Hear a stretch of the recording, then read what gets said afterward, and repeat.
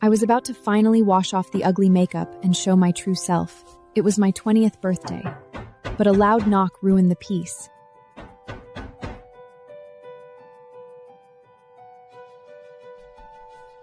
Melody, the maid, stood outside with her usual sneer. "Elliana, what are you sneaking around in here for? Miss Jones's wedding day is here. Go to the front hall, now." I smirked derisously. For 15 years since my mother's death, I had been pushed into that back room. My stepmother, Kiara, my father, Darren, and Kiera's daughter, Paige, they had taken over everything. The worst part?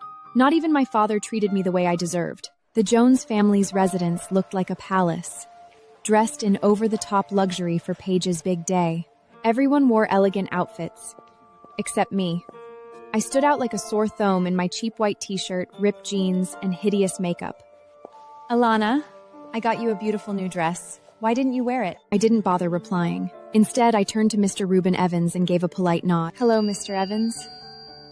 My eyes naturally drifted to the man beside Reuben, tall, sharp, and ridiculously handsome. This had to be Cole Evans, the mysterious heir. Look at Elliana. Ugly as hell, yet she dares to drool over Mr. Evans. What a joke. It's fine. Cole's amazing.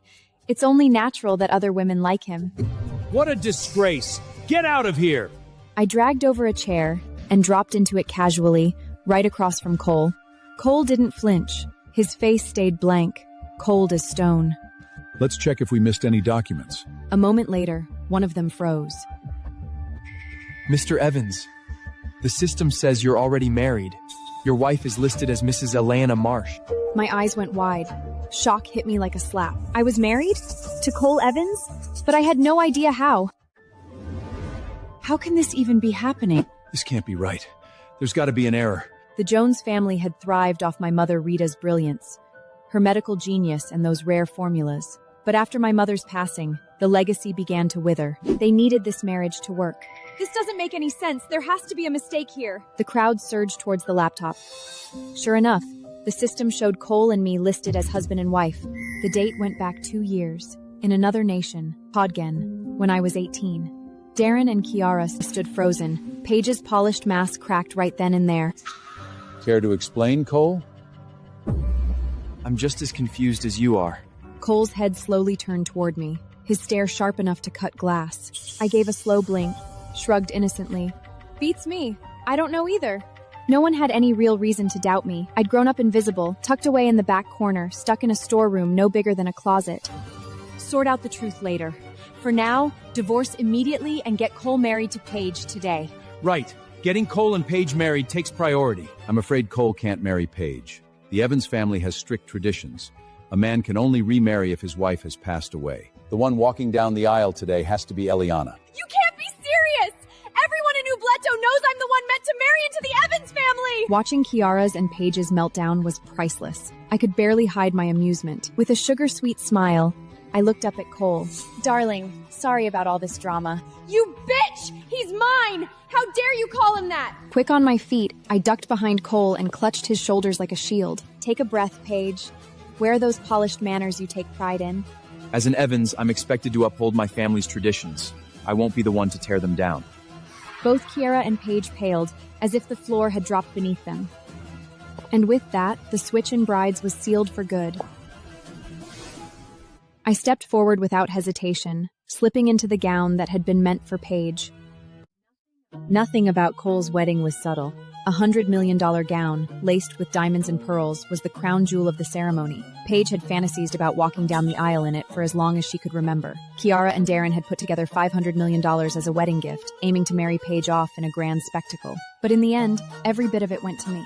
I could barely hold back my laughter, but with Cole standing right next to me, I bit it back and kept my expression neutral.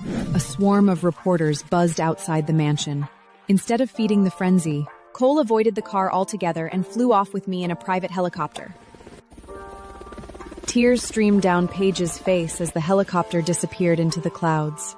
I kept my head down during the entire ceremony. Once we stepped into the bedroom, I sank onto the edge of the bed and stayed silent. Across the room, Cole slipped off his jacket and dropped onto the couch. His eyes locked on me, intense, clinical. Underneath all that heavy makeup, I wasn't just attractive. I was striking, but he couldn't see that, yet. You had no trouble talking earlier. Why so quiet now? I stiffened, a chill rushing up my spine. It's not like I planned to marry up. A dry chuckle slipped past Cole's lips. He wasn't buying it for a second. Without warning, he rose and crossed the room. He leaned down and swept me into his arms. Mr. Evans, what are you doing? Tell me, what do you suppose newlyweds ought to be doing on their wedding night? Everything tilted as he tossed me onto the bed, his body closing the space between us like a storm cloud rolling in.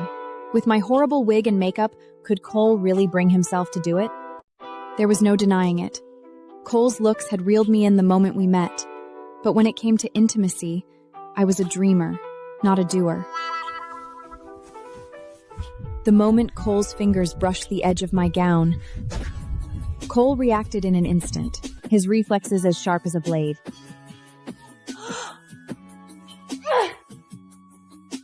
In the next breath, my balance slipped and I crashed to the floor, but not before Cole had already plucked off my veil and my wig. A river of chestnut hair tumbled down my back, shimmering like spun silk.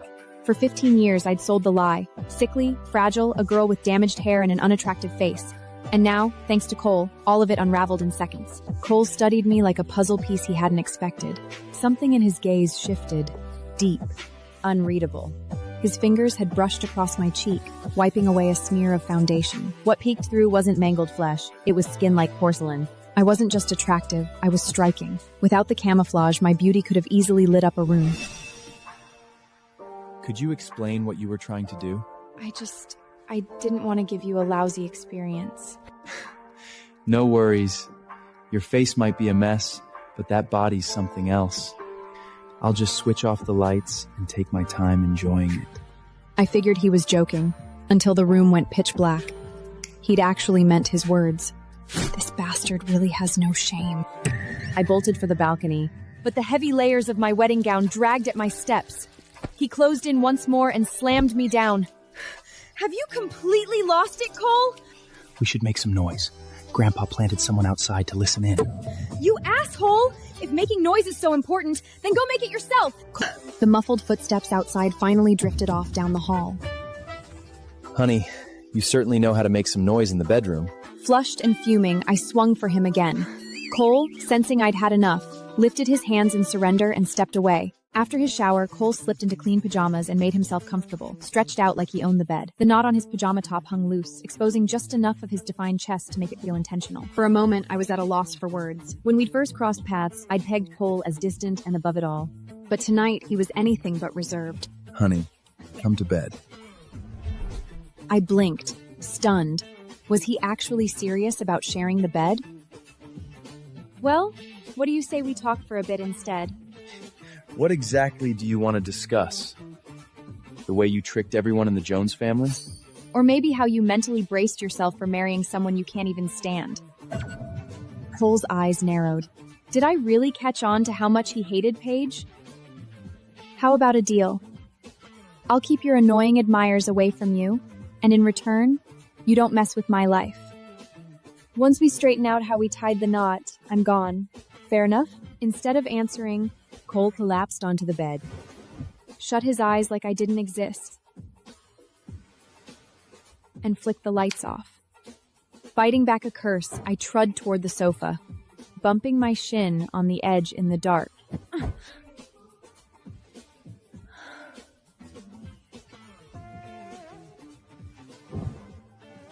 Hours passed in silence. I drifted into a deep sleep. Sometime in the middle of the night, Cole opened his eyes and slipped out of bed. Guided by the dim moonlight, he crossed the room and stopped in front of me, just watching. The air carried a hint of my scent, clean and natural, untouched by perfume. His hand hovered, inches from my cheek, the urge to wipe away the thick makeup growing stronger. But just as he moved in, I shifted slightly. Startled, he backed away. The next morning, I turned over on the plush mattress and woke up feeling unexpectedly well-rested. When I opened my eyes, the first thing I saw was Cole, already dressed, perched edge at the edge of bed, watching me like I've some kind of mystery. Last I checked, I'd passed out on the couch, so why was I waking up in bed? Honey, you climbed into bed yourself. I narrowed my eyes, not buying a single word of it. Actually, you didn't stop there. You stripped me down, cuddled up to me, had your hand on my chest, and whispered sweet nothings like darling. Shut your mouth! I took some videos. If you think I'm lying, go ahead and watch for yourself. I hesitantly took the phone and pressed play. The screen lit up with a recording of me rising from the couch in the dead of night, moving like a sleepwalker before crawling into the large bed. In the footage, my face turned red with embarrassment as the video ended. I was well aware I couldn't handle alcohol. Even worse, drinking usually came with the side effect of sleepwalk. Even so, at yesterday's wedding banquet, I still had a small glass of wine. Just one glass, but it was enough to make me drunk. Trying to explain that Darling was once the name of my childhood cat wouldn't help. He'd just laugh even harder. You're not done yet. Play the next one. In this video, I had been practically glued to Cole. The screen faded to black. I sat motionless, cheeks blazing. All I wanted was to vanish. You're adorably fierce. Throwing threats like that? How was I supposed to resist? With a huff, I tore off the covers and sprinted out of the bedroom like the place was on fire. In a blur of panic, I darted into the bathroom. I slammed the door, threw the lock, and tugged at my hair like I could wring the embarrassment out. A knock rattled the door. Cole's voice drifted in. Honey, time's ticking. The elders are waiting to greet us. Better get moving. The wealthy Evans family had upheld its numerous traditions for generations. One of the most important came the morning after the wedding. What do I wear? I've got you covered. I snatched the bag, shut the door, and got to work. Shower, outfit change, a fresh layer of makeup to seal the deal. Cole had made a move on me last night. Maybe my makeup hadn't been terrible enough, so today, I dialed it up even more. Once I was finally dressed, I cracked the door open. Where's my wig? Cole gave my face one look and nearly lost his composure. Without a word, he pointed to the trash can. Try not to give my grandpa a heart attack. Maybe ease up on the haunted doll look. Before I could throw a word back, Cole grabbed my hand and led me straight out the door. The hall downstairs stood prim and polished. At the head of the long room, Reuben occupied the central seat. The moment Cole and I stepped in, hands clasped together like we had something to prove, the entire room stiffened. Thanks to the eavesdropper from last night, Reuben already knew our room hadn't exactly been quiet. They were expecting to see me limping in, bruised and humiliated. Instead, they got a picture of a peaceful couple, either oblivious or uncaring. Cole moved forward without hesitation, gently guiding me by the hand as we began greeting the elders. Every seat around the oversized table was filled. As I glanced from face to face, the stares felt sharp, full of judgment or thinly veiled ridicule. Not a drop of warmth in sight. Not that it fazed me. I sat straight, untouched by their stares. Elliana, do you realize the entire city is practically counting down the days until Cole ends up a widower? Elliana, do you realize the entire city is practically counting down the days until Cole ends up a widower? I had spent the day before doing my homework on the Evans clan. Irene wielded considerable influence. Even in her 40s, Irene looked flawless. Her cold, sculpted features hinted at a woman who calculated every move. Actually, I haven't really kept up with the news. Let me get straight to the point. Cole was supposed to marry Paige. You were a last-minute replacement, and that caused a storm online. Since you're now officially Cole's wife, it falls on you to protect the Evans family's reputation. What makes her qualified to be the matriarch? All she knows is how to lounge around and be useless. The speaker, Jeff Evans, Irene's young son, might have only been 8, but he already acted like the world owed him something. Spoiled to the bone, he strutted around like a pint-sized dictator. Jeff, that's not how we speak to family. Elliana is Cole's wife, and she deserves our respect. That was Trinity, the girl the Evans family had taken in as their own. Please don't take it personally, Elliana. Jeff is just a kid. At first glance, it seemed like she had come to my defense. But the real move? She had cornered me. Any reaction now would make me look small. I had learned how to catch the smallest signs of a hidden motive. Trinity had her sights set on Cole. That woman is not good enough to deserve my respect anyway. Up until now, Cole had remained silent. At Jeff's words, his stare turned sharp. If my wife doesn't deserve your respect, then maybe I don't either. Is that what you meant? His words weren't shouted, and his tone stayed calm, but the pressure behind them hit hard. Jeff's confidence cracked instantly. It's my job to guide Elliana. All you need to do is take care of the transition. He didn't say the words outright, but the meaning was crystal clear. Stay out of it. Nobody in that room thought Cole would stand up for me, especially not with that kind of force. After watching Cole silence the entire table, I finally broke my silence. Irene has a point. As the family's matriarch, I should take charge. I'll handle the online mess myself. Irene smirked derisively, while others exchanged scornful looks. They were just waiting for me to fail. But Cole? He looked genuinely curious. Something in his eyes said he was waiting to see what I would do next. Just then, Reuben broke his silence. Elliana, there's something crucial I'm entrusting to you. You can't afford to fail. Understand? The second Reuben brought up my name, the energy in the room shifted. I straightened in my seat, my composure calm and deferential. You were pulled into this marriage against your will. The public scandal isn't something you caused. You don't need to carry that burden. Still, Irene did have a point. The matriarch should have both integrity and ability. Because of that gap in your education, I'm giving you 1 year to catch up. You'll need to take the SATs and earn a place at a university. The silence that followed was sharp. Eyes flicked across the table, unreadable. How could someone with only a primary education pull off SATs in 12 months? Elliana, if you ever hit a wall with your studies, I'd be happy to help. I won't be needing that. Reuben, I may not have attended school recently, but I've been studying on my own. I want to sit for this year's SATs. The room froze. All eyes snapped to me, stunned. With barely a week left before the SATs, was I actually serious? You heard correctly. Reuben studied me carefully, then gave a slow nod and turned to Cole. Have her registered to take the SATs at Kent High School. Understood. Once the meal ended, Reuben looked over at me with a gentler tone. Do you have a study plan? I could set up a tutor. I'll take care of the studying myself, but today, I want to visit my family. Considering all that happened yesterday, it's probably best you go back and smooth things over. Take Cole with you. Reuben didn't give me time to respond. He called Cole over immediately. Put together something thoughtful for the Jones family. Make it generous. I parted my lips to object, but before I could get a word out, Cole had already reached for my hand. Come on, let's go. With no better option, I bid Reuben farewell and followed Cole out the door. I slipped my hand from his. You don't need to babysit me. I can grab a cab and go on my own. The agreement. Remember, we've got to keep up the act. He didn't wait for a reply, just opened the door and motioned for me to get in. Though his tone rubbed me the wrong way, I let it slide. He had agreed to my conditions, and for now, we seemed to be finding a rhythm.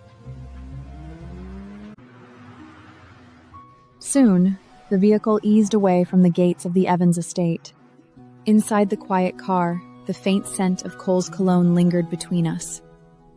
It wrapped around me like a memory, one that brought the entire mortifying blur of last night rushing back. Wanting to escape the awkwardness, I closed my eyes and faked sleep. But the hum of the engine and the warmth of the seat lulled me. Before long, sleep began to tug at me for real.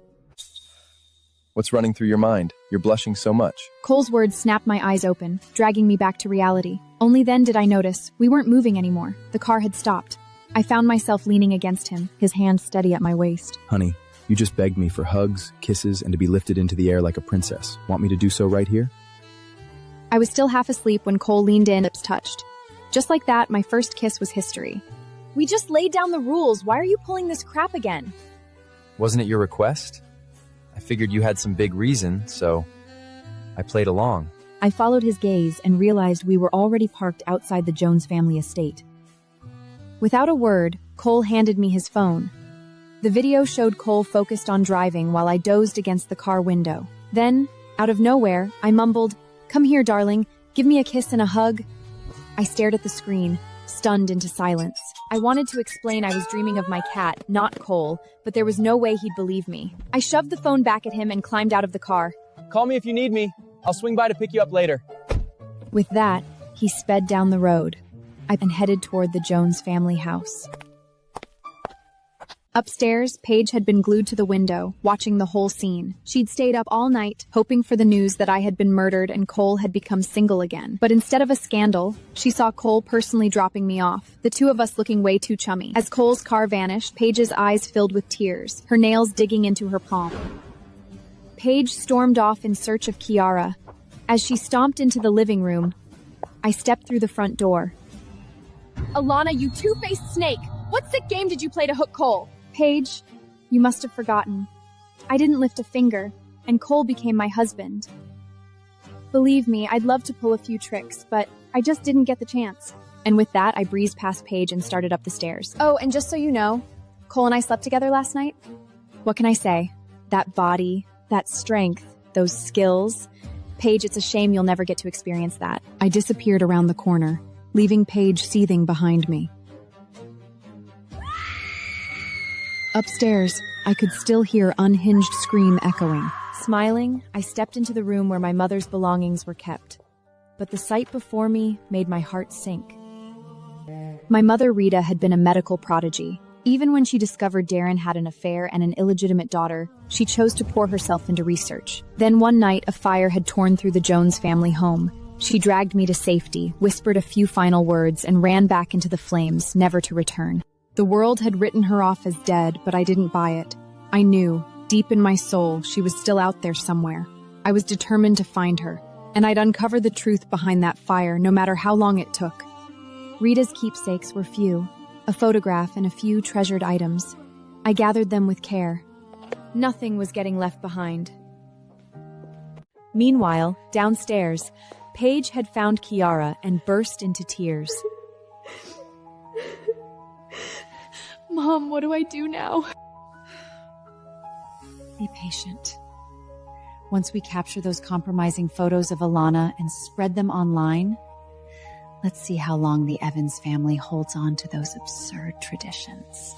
What are you planning? We'll do this. Kiara leaned in and whispered something into Paige's ear. Paige's eyes lit up. Mom, get more guys involved. I want Elliana ruined! Utterly gangbanged.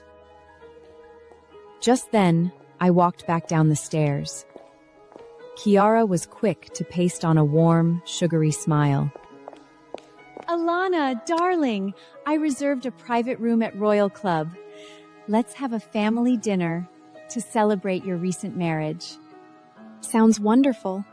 I smiled sweetly, seemingly unaware of the trap being laid.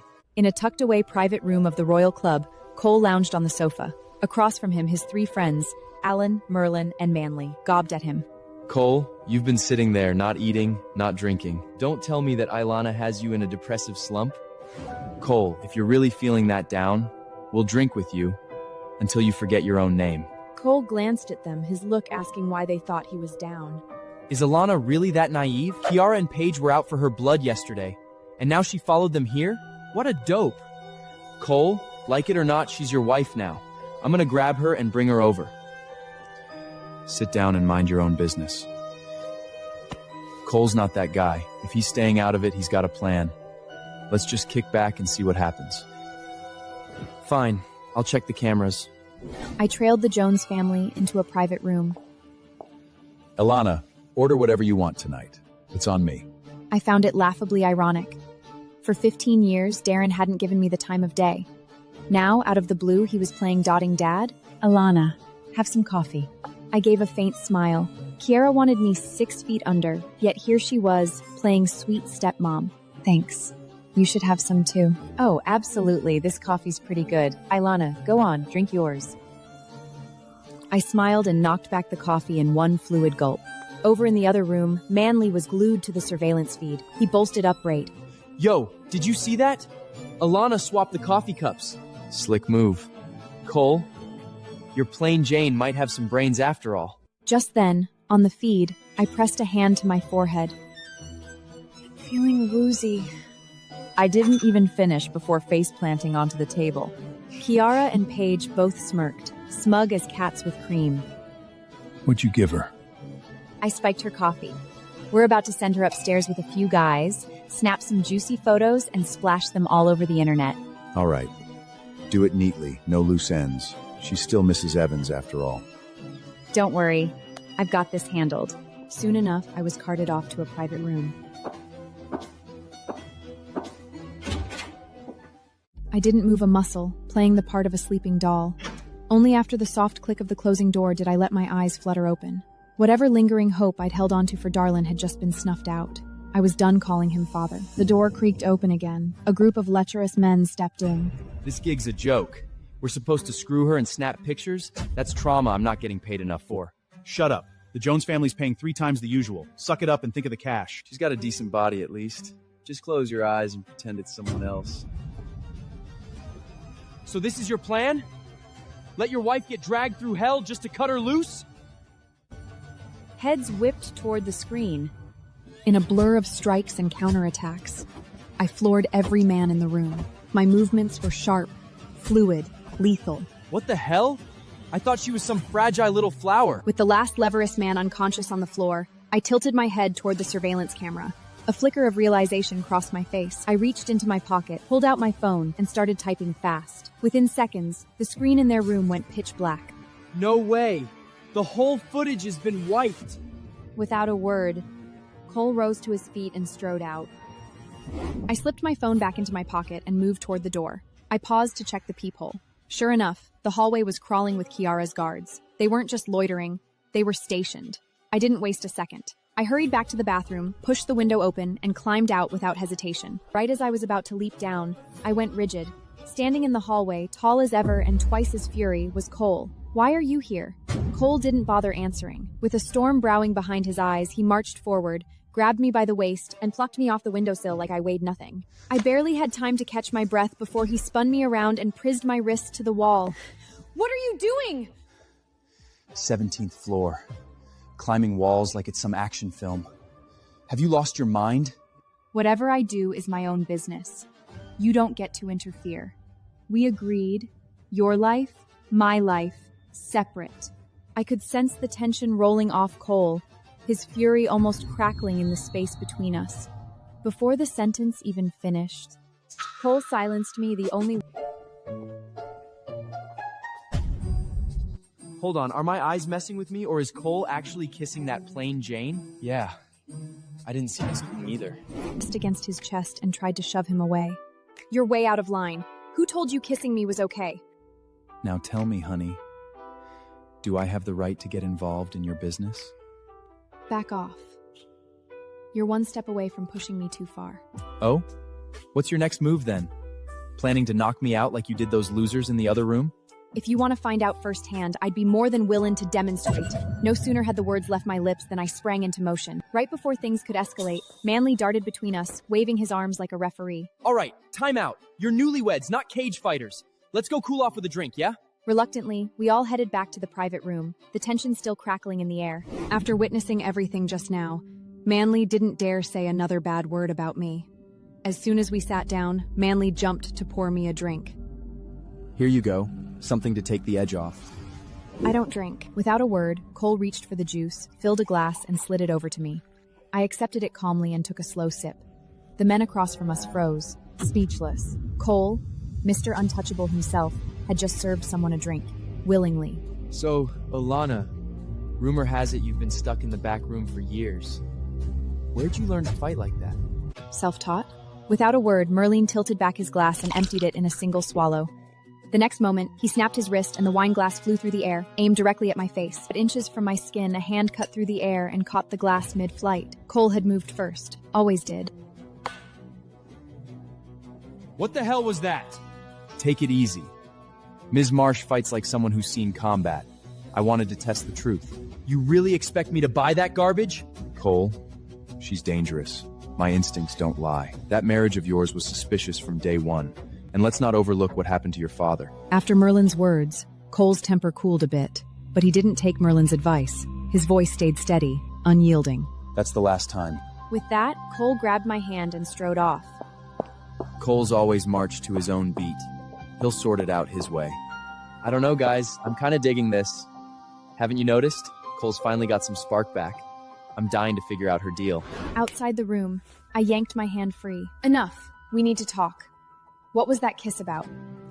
You can climb into my bed and snuggle up, but I can't steal a kiss? That kiss was just you paying me back. Your friend's right. You should steer clear of me. It's safe for both of us. In my world, you could be the most dangerous woman on the planet and do whatever you damn well please. Before I could blink, Cole grabbed my hand again and started walking, tugging me along. Where are we going now? Home. Can't. I've got things to handle. Like what? Cleaning up your family's PR mess. Hello? I've got a tip you're gonna want to hear. Back in a private room, Paige and Kiarna were getting antsy. They'd been waiting forever for those scandalous photos of me to drop, but nothing came through. Mom, what's the holdup? I'm going upstairs to see what's taking so damn long. Saying this, Kiara left the room. As she moved, something felt off. A wave of heat hit her, her skin prickling like it was on fire. The club was dark, sultry, with slow, sensual music pulsing through the air. Couples swayed close, locked in tight embraces. Kiara's breath caught. Something wild stirred inside her. Her cheers erupted as she turned the place upside down. I've got a husband, but he's impotent. The chaos with icy detachment. Everything was unfolding exactly as I'd orchestrated. I'd already pored over the analytics Irene had flagged. Paige was clearly behind the smear campaign, weaponizing her fandom to fan the flames. As the city's reigning socialite, Paige had amassed a staggering 80 million followers online. Under her subtle cues, her army of loyal fans launched relentless verbal attacks on me. But I had already analyzed the data. All it would take was exposing Paige's carefully constructed image for the fraud it was. And today, the Jones family's plot had gifted me the perfect weapon. Standing beside me, Cole observed the unfolding chaos with a mix of curiosity and admiration. The calm, calculating way I turned the tide left him genuinely impressed. Meanwhile, Darren and Paige had been holed up in their private room, anxiously waiting for any word from Kiara.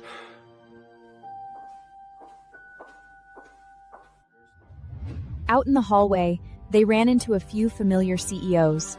Darren immediately launched into small talk, trying to fish for investment leads. One of them, a known troublemaker who'd already seen the footage of Kiara's disgrace, leaned in with a faux innocent grin. Mr. Jones, where's that brilliant wife of yours today? She had something urgent come up, couldn't make it. Ah, such a shame. Everyone knows your wife is stunning and daring. You're a lucky man, Mr. Jones. Darren, still riding high on what he thought were genuine compliments, beamed even brighter. You flatter me. How about a drink? My treat. But before anyone could answer, Paige tugged urgently at Darren's sleeve. Dad, we've got a serious problem. Confused, Darren took her phone and glanced at the screen. In an instant, his smile vanished. His entire face went stiff. Seems like you have something urgent to handle, Mr. Jones. We'll catch up another time. The CEOs could barely hide their amusement as they quickly walked away. Darren stood frozen, humiliated, heat creeping up his neck. His fists clenched at his sides as fury surged through him. Kiara's life had always slipped by under the radar. Once word got out she was Paige's mother, the scandal detonated like a bomb. Social media ignited with ruthless commentary. Oh my god, Paige's mom is a complete train wreck. Paige always gave off this elegant, flawless vibe. Now her mom's out here acting like trash? As they say, like mother, like daughter. Was Paige's whole persona a sham? Darren's hands shook as he scrolled through the comments section, his blood pressure spiking with each new post. She'll pay for this! Dad, please, there's gotta be a mistake. Mom wouldn't do something like that. Get out of my way. With a violent shove, Darren knocked her aside and stormed off toward the main hall. Paige staggered, her heel slipping as she nearly lost her footing. A sharp ache spread through. Suddenly, the door exploded open. Darren stormed in, fury etched into every line of his face.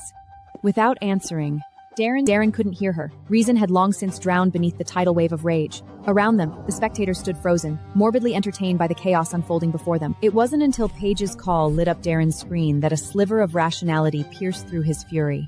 Grinding his teeth, he yanked Kiara toward the door and dragged her out. The internet exploded with chatter, and every discussion pointed back to Paige. Kiara kept scrolling, but the deeper she went, the more anxious she got. Her nerves were completely shot. Across town, I sat with my phone in hand, quietly scanning the chaos unfold. All the drama swirling around had conveniently shifted focus away from the Evans family, and the hate aimed at me was finally cooling off. I never expected to take Paige down with one move, but I could see the cracks forming. You used one disaster to distract the public. That's some next-level strategy. Honey, should I hand over the PR department to you? I don't have time for your jokes. I've got actual work to do. Later. With that, I simply spun on my heel and walked away without a glance back. As I disappeared into the distance, Cole's lips tugged into a grin. That fiery spark of mine, he was definitely into it. Cole! Tears still clinging to her lashes, Paige rushed toward him. Her gaze was drenched in sorrow, hesitation, and something that resembled love. I understand you were forced to marry Elliana. I'm not angry. I miss you more than I can explain. This vulnerable persona had always drawn sympathy from men, but to Cole, it came off as theatrical and irritating. None of this would have happened if it weren't for Elliana. She spiked my mom's drink. Now I'm stuck in the fallout. Please, Cole, stay away from her. She's dangerous. Right when Cole opened his mouth to respond, I reappeared in the hallway. Oblivious to my approach and mistaking Cole's smile for a sign of affection, Paige's heart skipped a beat. I'll wait as long as it takes, Cole. Forever if I have to. But before Paige could even settle into the moment, my slim hand strapped between them and tore Cole from her grasp. Thrown off balance, Paige stumbled forward and crashed ungraciously to the floor. Paige spun around and finally caught sight of me. Her entire body went stiff. How was I standing there, calm and unharmed? Following in your mom's footsteps? Must be hereditary, this obsession with other women's husbands.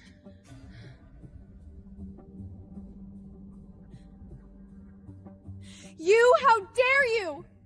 You're the one who stole Cole from me! He was supposed to be mine! I didn't steal anything. Fate handed me a husband, and I intend to keep him. So don't set your sights on my husband. Right, darling?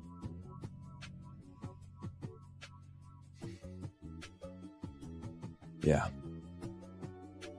You hear that? Try hitting on my husband again, and I'll make sure the whole internet knows what you pulled. Come on, darling, let's head home. With that, I grabbed Cole's hand and gave it a sharp tug. The 6'3" CEO, usually colder than a winter night, trailed behind me like a loyal puppy. I didn't let go of Cole's hand until Paige was out of sight. Only then did I finally release him. Weren't you supposed to be busy? Why did you come back? Our agreement says I'm supposed to keep those unwanted admirers off you. I was just doing my job. How'd I do? And who told you I don't like Paige? I don't recall ever telling you that. So you're saying you like Paige? What a waste of those flawless Evans family genes. You look all polished and high class, but your taste is straight up garbage. Cole coughed, nearly choking on air. He hadn't braced for that level of shade. Sorry for crashing your time with her earlier, but it's not too late. That fool's probably still out there, daydreaming about popping out your babies. Cole rubbed his temples, a headache brewing. When I opened my mouth again, he stepped forward, backing me against the wall. Elliana, keep talking like that and I'll kiss you quiet. All right, fine. But you gotta tell me who you're into and who you're not. How else am I supposed to know who to ferret off next time? I don't go for fools. And I'm definitely not planning on kids with any of them. Fair enough.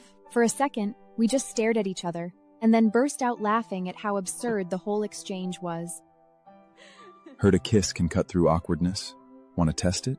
I shoved him back and turned to leave. Who'd have thought the cold Cole could turn into a full-on flirt in a heartbeat? As I stepped out of the royal club, a soft meow stopped me in my tracks. A tiny white kitten sat at my feet, gazing up with bright eyes. Darling? I crouched down, heart racing.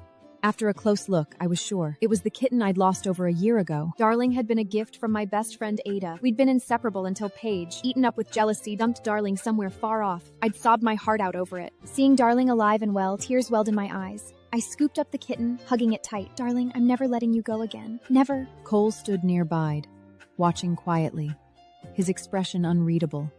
It then hit him who I'd been calling for him in my sleep. I stood, clutching the cat close, and looked at Cole with hopeful eyes. Can I bring Darling home? Yeah, it's cute. This kitty looks like it's been fending for itself for a while. Let's take it to a vet, make sure it's okay. I blinked. Cole, CEO of 10 companies and too busy to breathe, was actually volunteering to hit the vet with me? Cole was already sliding into the driver's seat. Come on. Cradling the cat, I slipped in beside him and gave him a sideways glance. My voice softened. Thanks. How are you planning to thank me? How would you like me to thank you? The best kind of thanks a woman can give a man is a kiss, honey. I shot him a look and then turned away to watch the scenery roll by. He was in one of his playful moods again. Meanwhile, back at the event, the lecherous men paid to rape me were dragged out one by one, faces bloodied, as Cole's car pulled into the vet's parking lot. He glanced sideways. You go ahead. I'll wait here. Just the fact that Cole had driven me to the vet was already beyond my expectations. Hugging the cat close, I slipped out of the car and headed for the door. About 30 minutes later, I stepped out of the vet's office, cradling the freshly groomed cat. It's just a little skinny. Some food, some cuddles. It'll be its adorable self in no time. Cole smirked, started the engine, and eased the car back onto the road. I took out my phone, snapped a quick photo of the cat nestled against my chest, and fired off a message to Ada. Ada, I found Darling. Elliana, I heard you tied the knot with someone from the Evans family. You hanging in there all right? Stole Paige's dream man. What do you think? Come on, spill it. What's the story? I filled her in on the rundown of the mystery marriage. Still no idea who signed us up at City Hall. I'm working on tracking it down. They're saying Cole's a total heartthrob. Every girl's daydream. Is that for real? With a sly glance at Cole, I took a profile shot of Cole and sent it to Ada. Damn, he's even hotter than I imagined. Be honest, are you into him?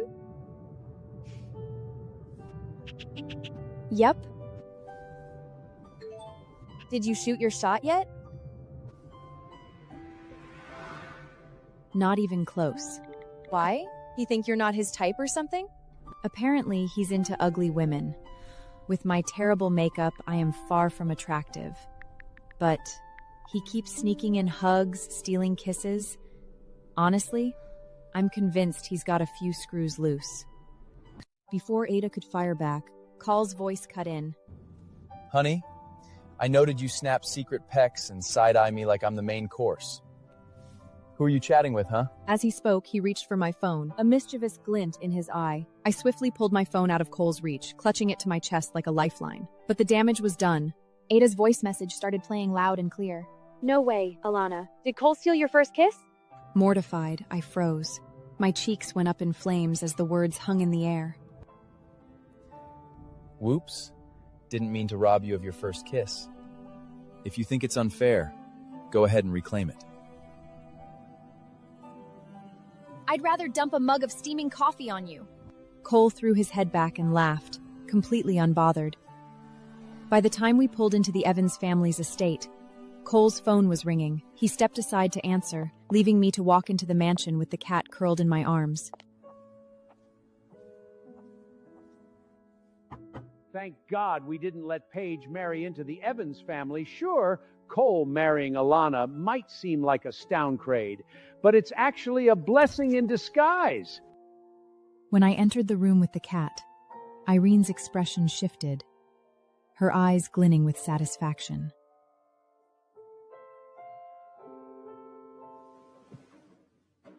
Seriously? Stirring up drama again? Who said that thing was allowed here? I eyed the rude kid, and suddenly remembered he'd been the one who pressured me to drink that glass of wine at the wedding. Still, with Reuben observing nearby, I chose not to engage. I kept my composure and greeted the elders with polite restraint. Hey, are you ignoring me? No furry creatures allowed in this family. Get that cat out of here this instant. So animals with fur are banned, huh? Why are the bald ones free to roam? Shaving doesn't make them less of pets, does it? Jeff, his hair recently shaved, stiffened, his mind lagging behind. Everyone else caught on immediately. A few covered their mouths, struggling not to laugh. Wait, you're calling me names? How rude! Trying to diffuse the tension, Trinity jumped in. Come on, Jeff. Elliana didn't mean anything by it. She probably just didn't know about the no pets rule. Right on cue, Cole stepped through the doorway. Cole, this woman brought a cat. I told her to get rid of it, but she refused, and then she insulted me. I didn't know. Is raising a cat really not allowed? It is allowed. The butler has set up a special room for the cat, and we've arranged someone to care for it. A ripple of disbelief swept through the room. The no pets policy existed because of Cole's severe allergies. Was he seriously tossing that rule aside? It's sweet for Cole to dote on his wife, but his health should come first, don't you think? Grandpa, isn't she putting Cole in danger by bringing that cat in? Before anyone could answer, a sharp crack echoed through the room. Reuben had slammed his ceramic mug onto the marble table. The grand living room fell so quiet that one could hear a pin drop. Get on your knees. The whole room jumped at Reuben's fury. Everyone knew that Reuben turned into a fire-breathing dragon when riled up. What are you still standing there for, you eyesore? Grandpa said kneel, you ow! With a heavy thud, Jeff hit the floor, knees first. Reuben had smacked Jeff's knee with his cane. Grandpa, why'd you hit me?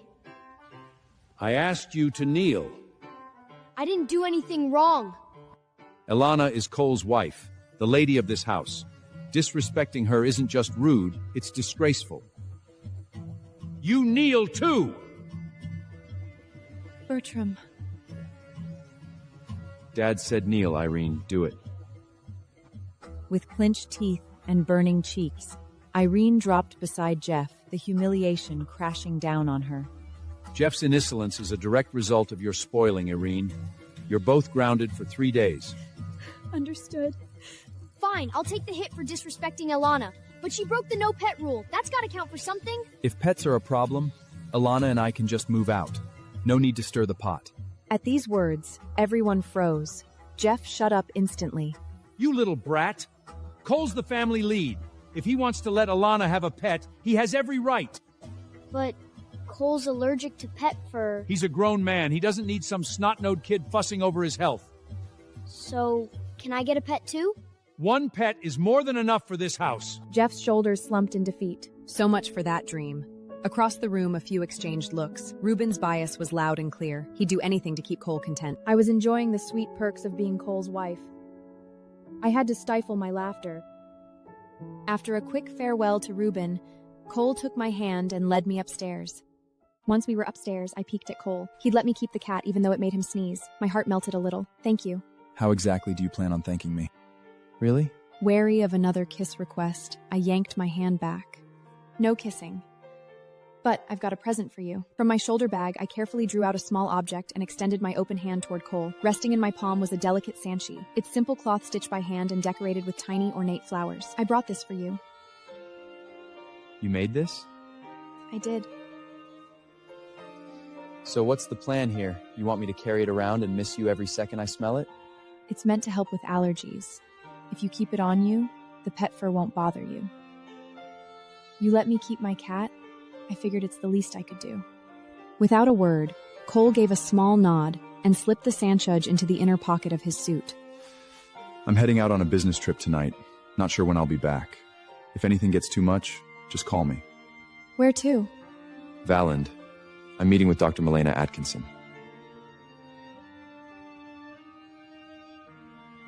Is it for someone close to you?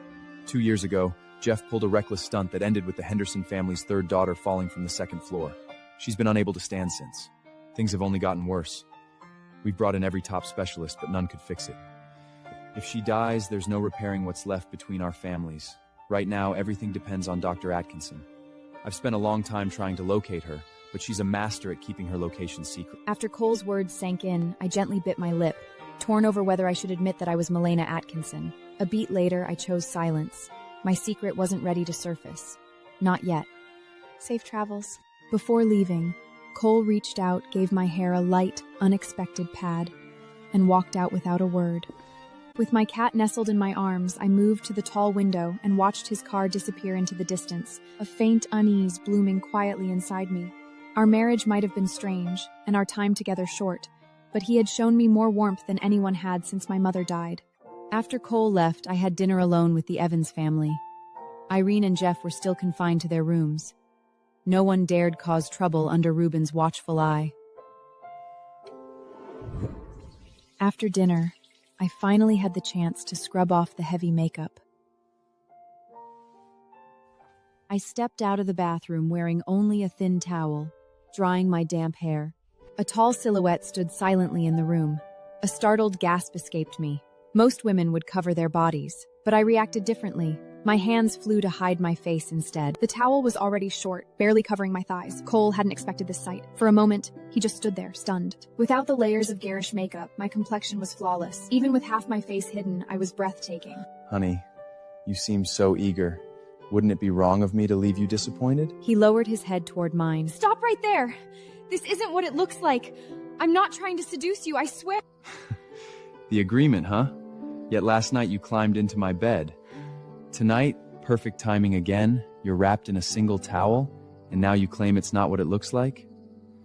He pressed a slow kiss to my forehead. You don't need to play games with me. If you want me, I'm more than happy to oblige. That's what husbands are for. Can you get up first and then let's talk? Cole didn't move. Instead, his lips traveled gently across my face, my forehead, my eyelids, my nose. One hand reached for the edge of my towel. Don't! I'm not wearing anything on my face. I might terrify you. Something in Cole's gaze softened.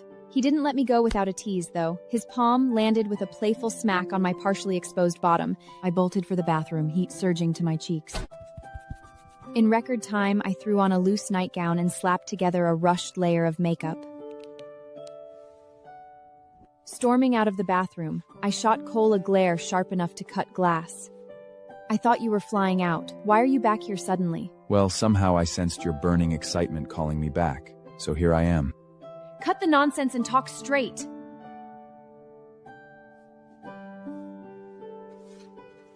Just forgot this. I'm out the door in a minute. He raised a folder, then walked out. I rushed to the door and locked it the moment it clicked shut behind him.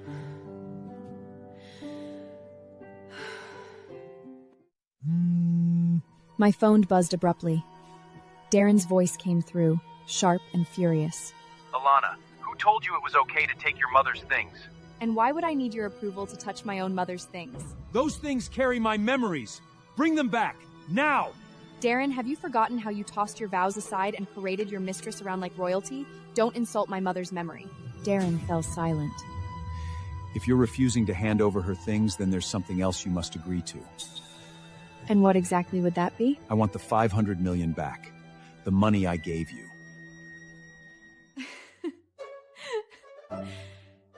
Aren't you even a little embarrassed saying that out loud? Without another word, I ended the call. The next few days passed quietly. The Jones family kept their heads down, and no one from the Evans side caused me trouble. Following Ruben's wishes, I buried myself in SAT prep, playing the part of a studious girl.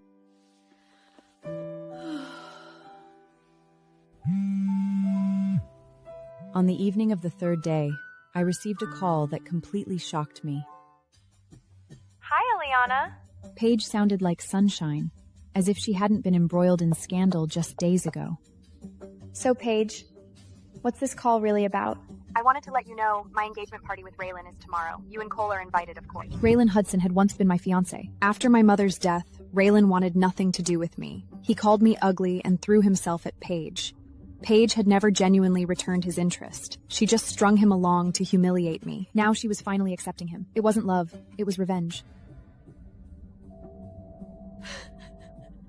Paige, how could you marry Raylan? Raylan is mine! You must be feeling pretty miserable. If you still think he belongs to you, come to my engagement party tomorrow and try to steal him back. I'll definitely be there. Raylan means everything to me. I'll be waiting.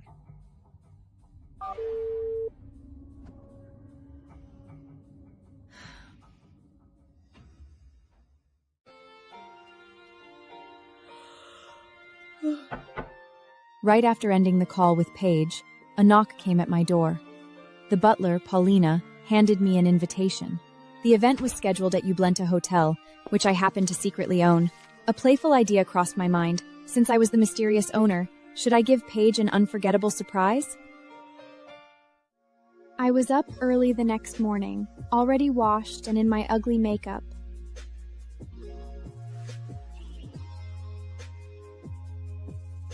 I chose a long-sleeved peacock blue dress. The deep color didn't scream for attention, and I covered the designer's label with a small sticker. The dress wasn't from any store. It was a private, high-end commission from Rosa. Me. Mrs. Evans. Mr. Evans heard about the engagement party. He picked out some jewelry for you. Just then, Paulina entered with a new gift box. I opened the box, one glance, and my lips twitched in shock. It was the Endless Love Necklace, also designed by Rosa, worth $1 billion. Cole had been the mysterious buyer who paid $1 billion for it, and now he was giving it to me. This jewelry is just too expensive. I can't wear it. Mr. Evans thought you might feel that way. He asked me to deliver a message. What did he say? As his wife, you're not just attending a party. You're representing him. You should carry yourself with the presence expected from the wife of the richest man in the city. That brought a small smile to my face. He was trying to persuade me to wear the necklace. All right, help me put it on. Paulina carefully picked up the $1 billion necklace and clasped it around my neck. I arrived at Ublanto Hotel quietly, but the moment I stepped into the hall, I ran straight into someone I would have rather avoided. Vivian, Raylan's sister. Elliana, this is Raylan and Paige's engagement party. What are you doing here? Don't tell me you're still clinging to some fantasy about Raylan. He finds you repulsive. So scram! A crowd began to form around us. Are you ignoring me on purpose? Unbothered by the whispers, I pulled out my invitation and waved over the nearest security guard.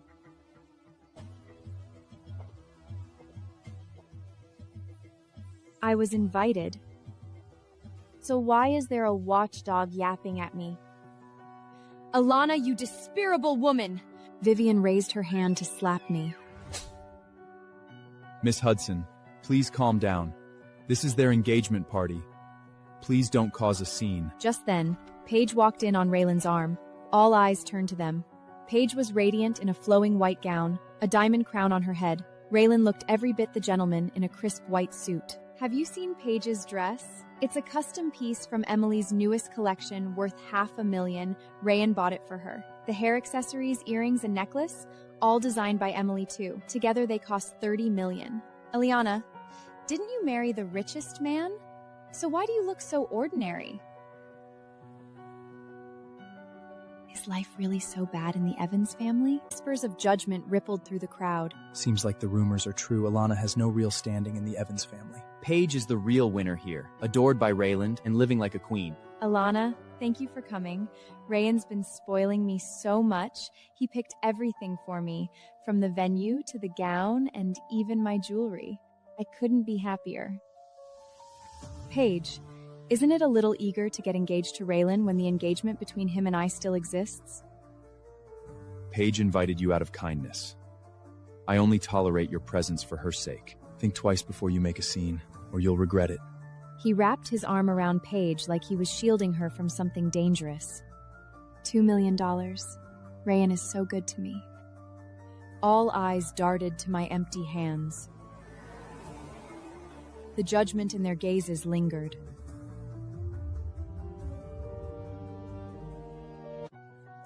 Elliana, although you took a marriage that wasn't yours and are clearly unhappy, it was your choice. Honestly, I'd be upset too if I were in your shoes. Mrs. Jones, don't waste your time on someone like her. It's time to get the ceremony started. Raylan took Paige's hand and led her away. Onlookers moved away from me, treating me like something contagious. Watching the guy you love doting on another woman hurts, doesn't it? Weren't you planning to wreck the party today? Now's your chance. You're not scared, are you? Just stand there and let Paige enjoy everything you lost. Brace yourself. I'm about to turn this whole place upside down. Without another word, I walked toward the stage, each step deliberate and steady. The crowd stirred. Heads turned towards me one by one. The moment I reached the stage, Raylan's expression hardened. What are you trying to pull now? Mind if I borrow that microphone for a minute? Just a little reminder for everyone. Raylan and I have actually been engaged for quite some time. Gasps and whispers rippled through the hall. Paige's pulse quickened with excitement. She discreetly pinched her arm to produce real tears. Elliana, must you always act this way? Since childhood, you've competed with me for everything. You snatched Cole from me, and now you're here to claim Raylan despite wearing another man's ring. Don't worry, I'm here. Alana, I've loved you as my own daughter, but you've tormented Paige at every opportunity. You stand here as Mrs. Evans, yet crash Paige engagement to claim Raylan. What does this reveal about your loyalty to Cole? Elliana! You disgraceful girl! Get down from the stage and get the hell out of here! I had watched quietly, letting them complete their performance.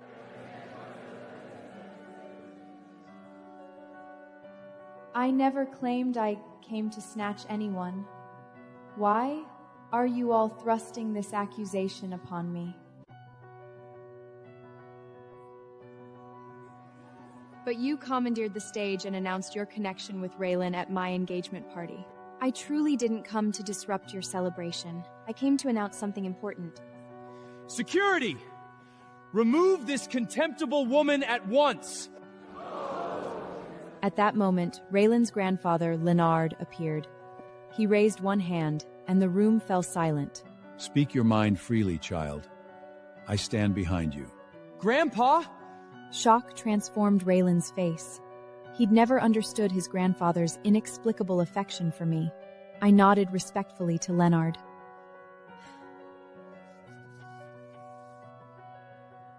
As everyone present knows, Raylan and I are bound by an engagement. This arrangement was personally orchestrated by my mother and Leonard. I stand before you today to announce my intention to dissolve any past connection with Raylan Hudson. Raylan's face hardened with fury. He grabbed my wrist. Who gave you the audacity to pull this stunt? Mr. Hudson, please preserve what dignity remains to you. I am a married woman. My husband, Cole Evans, is far superior to you in every measure. I have no desire to trade husbands. You? Ignoring his rage, I turned to Leonard and bowed respectfully. Sorry for this drama. Leonard sighed deeply and walked away without another word. Paige burst into genuine tears. Leonard had left without a single bless to her. Elliana, you're miserable in your life, so you can't bear to witness my happiness. You deliberately orchestrated this humiliation, didn't you? How could I possibly be miserable? My marriage brings me tremendous joy. I came genuinely to celebrate your engagement. Is that so? Then let's demonstrate to everyone exactly how happy you truly are. Paige lunged forward and tore off the sticker I had used to cover the logo on my dress. Every eye in the room fixed on the exposed logo. Can it be? Is Alonda wearing a custom Rosa creation? That gown must cost $8 million! Compared to that, Paige's $500,000 Emily dress seems almost pedestrian. The murmurs cut through Paige like knives. Her scheme had backfired completely. Alana, if your dress costs so much, why hide the logo? Is it a counterfeit? Paige, why must you always assume the worst? I concealed the logo because I didn't wish to overshadow you. I aimed for modesty. I refused to believe Cole would spend so much on you. If Cole truly valued you, where is your jewelry? My husband did gift me jewelry, but I deemed it too ostentatious, so I concealed that as well. The crowd erupted. Heaven help me, its radiance is blinding. Is this the legendary Endless Love? Word has it a mysterious Tycon bought it for $10 billion. That Tycon is Cole. Who dares say Cole doesn't cherish Alana? He trusts her with a $10 billion masterpiece. Paige stared at the Endless Love necklace with pure hatred, trembling uncontrollably.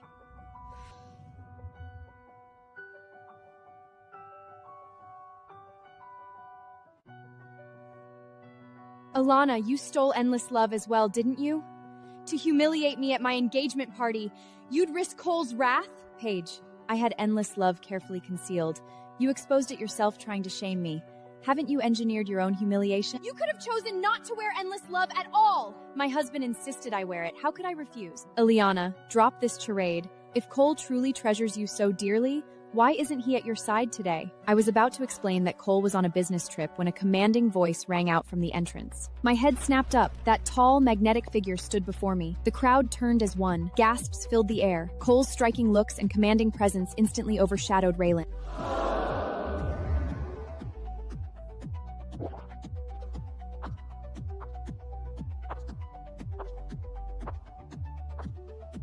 Honey, I'm here. Mr. Evans, what an unexpected honor to have you grace my engagement celebration.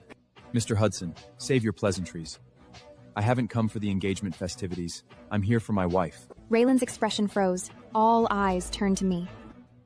Cole, You see, Elliana stole such expensive clothes and jewelry and caused this spectacle because she's desperately in love with Rylan. She simply couldn't bear watching him engaged to someone else. Miss Jones, your accusation is absurd. My wife wears her own gown and jewelries. How could that possibly constitute theft? And Miss Jones, let me assure you, with me by her side, my wife wouldn't lower her standards to desire your man. She possesses excellent taste. Paige felt as though she'd been slapped across the face. I must publicly clarify matters today. The Evans family never specified which daughter of the Jones family would become an Evans bride. The claim that Elliana stole Paige's marriage is patently false. Should I hear anyone spreading rumors that tarnish either the Evans family name or Elena's reputation, I will pursue legal action without hesitation. His words carried absolute authority, sending a chill through the room. Paige's nails dug into her palms. She had carefully spread rumors painting me as a thief. Cole had destroyed that narrative in seconds. Paige stood beneath countless judgmental stares, drowning in mockery. Tears streamed down her face as she looked pleadingly at Cole. But Cole turned away with complete indifference. Are you planning to remain there all day? I blinked in surprise. I hadn't expected Cole to defend me so publicly. I gathered my gown and hurried down from the stage to join him. Paige, congratulations on your engagement. My words pierced Paige's heart like a dagger. As I walked away with Cole, humiliation crashed over Paige. With a primal cry of rage, she tore the crown from her head and hurled it to the floor. The sound echoed through the hall, destroying the last shreds of Raylan's dignity. Paige, control yourself! Raylan's reputation is at stake. The sharp pain brought Paige back to reality. She looked at Raylan. His face had turned thunderous. Just as Raylan was about to continue the engagement ceremony, the Ublanto hotel manager strode in with a team of black-suited security guards. Miss Paige Jones, you have been permanently blacklisted from Ublanto Hotel. Your presence is no longer welcome at any of our establishments worldwide. Vacate the premises immediately. What? On what grounds? This comes directly from Lexi herself. Depart now, or security will assist your exit. My fiancée conducts herself with unfeeling grace. I demand an explanation. No comment. With a wave of his hand, the security guards advanced toward Paige. You operate a business. How dare you display such tyranny? Does the Hudson name mean nothing to you? Mr. Hudson, you remain our honored guest. Ublan Hotel will continue providing impeccable service to you. But Miss Jones must exit these premises immediately. The crowd struggled to contain their laughter. How was Raylan supposed to continue an engagement party without his fiancée? This is a textbook case of a big shot stomping on the little guy. I'm gonna blow this wide open and file a complaint. Ublanto Hotel always boasted about its top-notch service. You're not worried about dragging your name through the mud? Miss Jones, let's make this quick. Walk out on your own. Or do I need to have security show you the door? Paige was shaking with rage. Biting her lip, she stormed out on her own. Outside, Kiara pounced. Paige, how did you get on Lexi's bad side? I've never even met Lexi. How could I have offended her? Mom, it's gotta be Elliana pulling strings. She's using Cole's name to get back at me. Cole wouldn't fall for someone as plain as Elliana. But as long as she holds the title of Mrs. Evans, he has to support her in public. Don't worry. Elliana's days of gloating are numbered. After Cole whisked me out of the banquet hall, he didn't head home. Instead, he took me to the luxurious top-floor suite for dinner. My phone buzzed with a message from Matthew, my second in command. Lexi, the person you can't stand has been kicked out of Ublanto Hotel. I smirked and put my phone away. Order whatever you're craving. I took the menu and chose a few of my favorite dishes. Cole watched me navigate the menu with ease. A small smile tugged at his lips. She's clearly no stranger to this place. Who is she really? This necklace is far too expensive. I should give it back now. I reached to unclasp it. But before I could, his large hand covered mine. In a flash, he pulled me onto his lap. The heat from his thighs and the firm grip on my waist sent warmth coursing through me. Please let me up. We're in a restaurant. Did you miss me? Well, have you ever considered that you might not be quite normal? Oh? And what makes you think that? You're a billionaire. You could have any attractive woman, supermodels, actors, but instead you're here flirting with me, Is that normal? I don't care about looks. I go where the chemistry is. I kept my thoughts to myself. He really wasn't normal. Just then, the suite door opened. A waiter entered with the food. I quickly slid off his lap and returned to my seat. Eat quickly. We're meeting someone after this. Who? You've probably heard of Lexi, the mysterious owner behind Ublento Hotel. In truth, this hotel is just one part of Lexi's empire. Lexi leads the Star Society. Today, we're meeting Lexi's second-in-command, Matthew Santos. What do you want to see Matthew for? The trip to Valand was a dead end. I need the Star Society's help to find the legendary healer, Milena. I said nothing. I just bit my fork and stayed quiet. After we finished eating, the hotel manager led us to another private room. Matthew was already waiting. When Matthew saw Cole, he stood politely, but the moment he saw me beside him, he stiffened. I glanced at Matthew. That was all it took. He understood immediately. Pretend he didn't know me. Mr. Evans, pleasure to meet you. Please, have a seat. Cole placed a check on the table. I want to find Melina. 500 million, just as a deposit.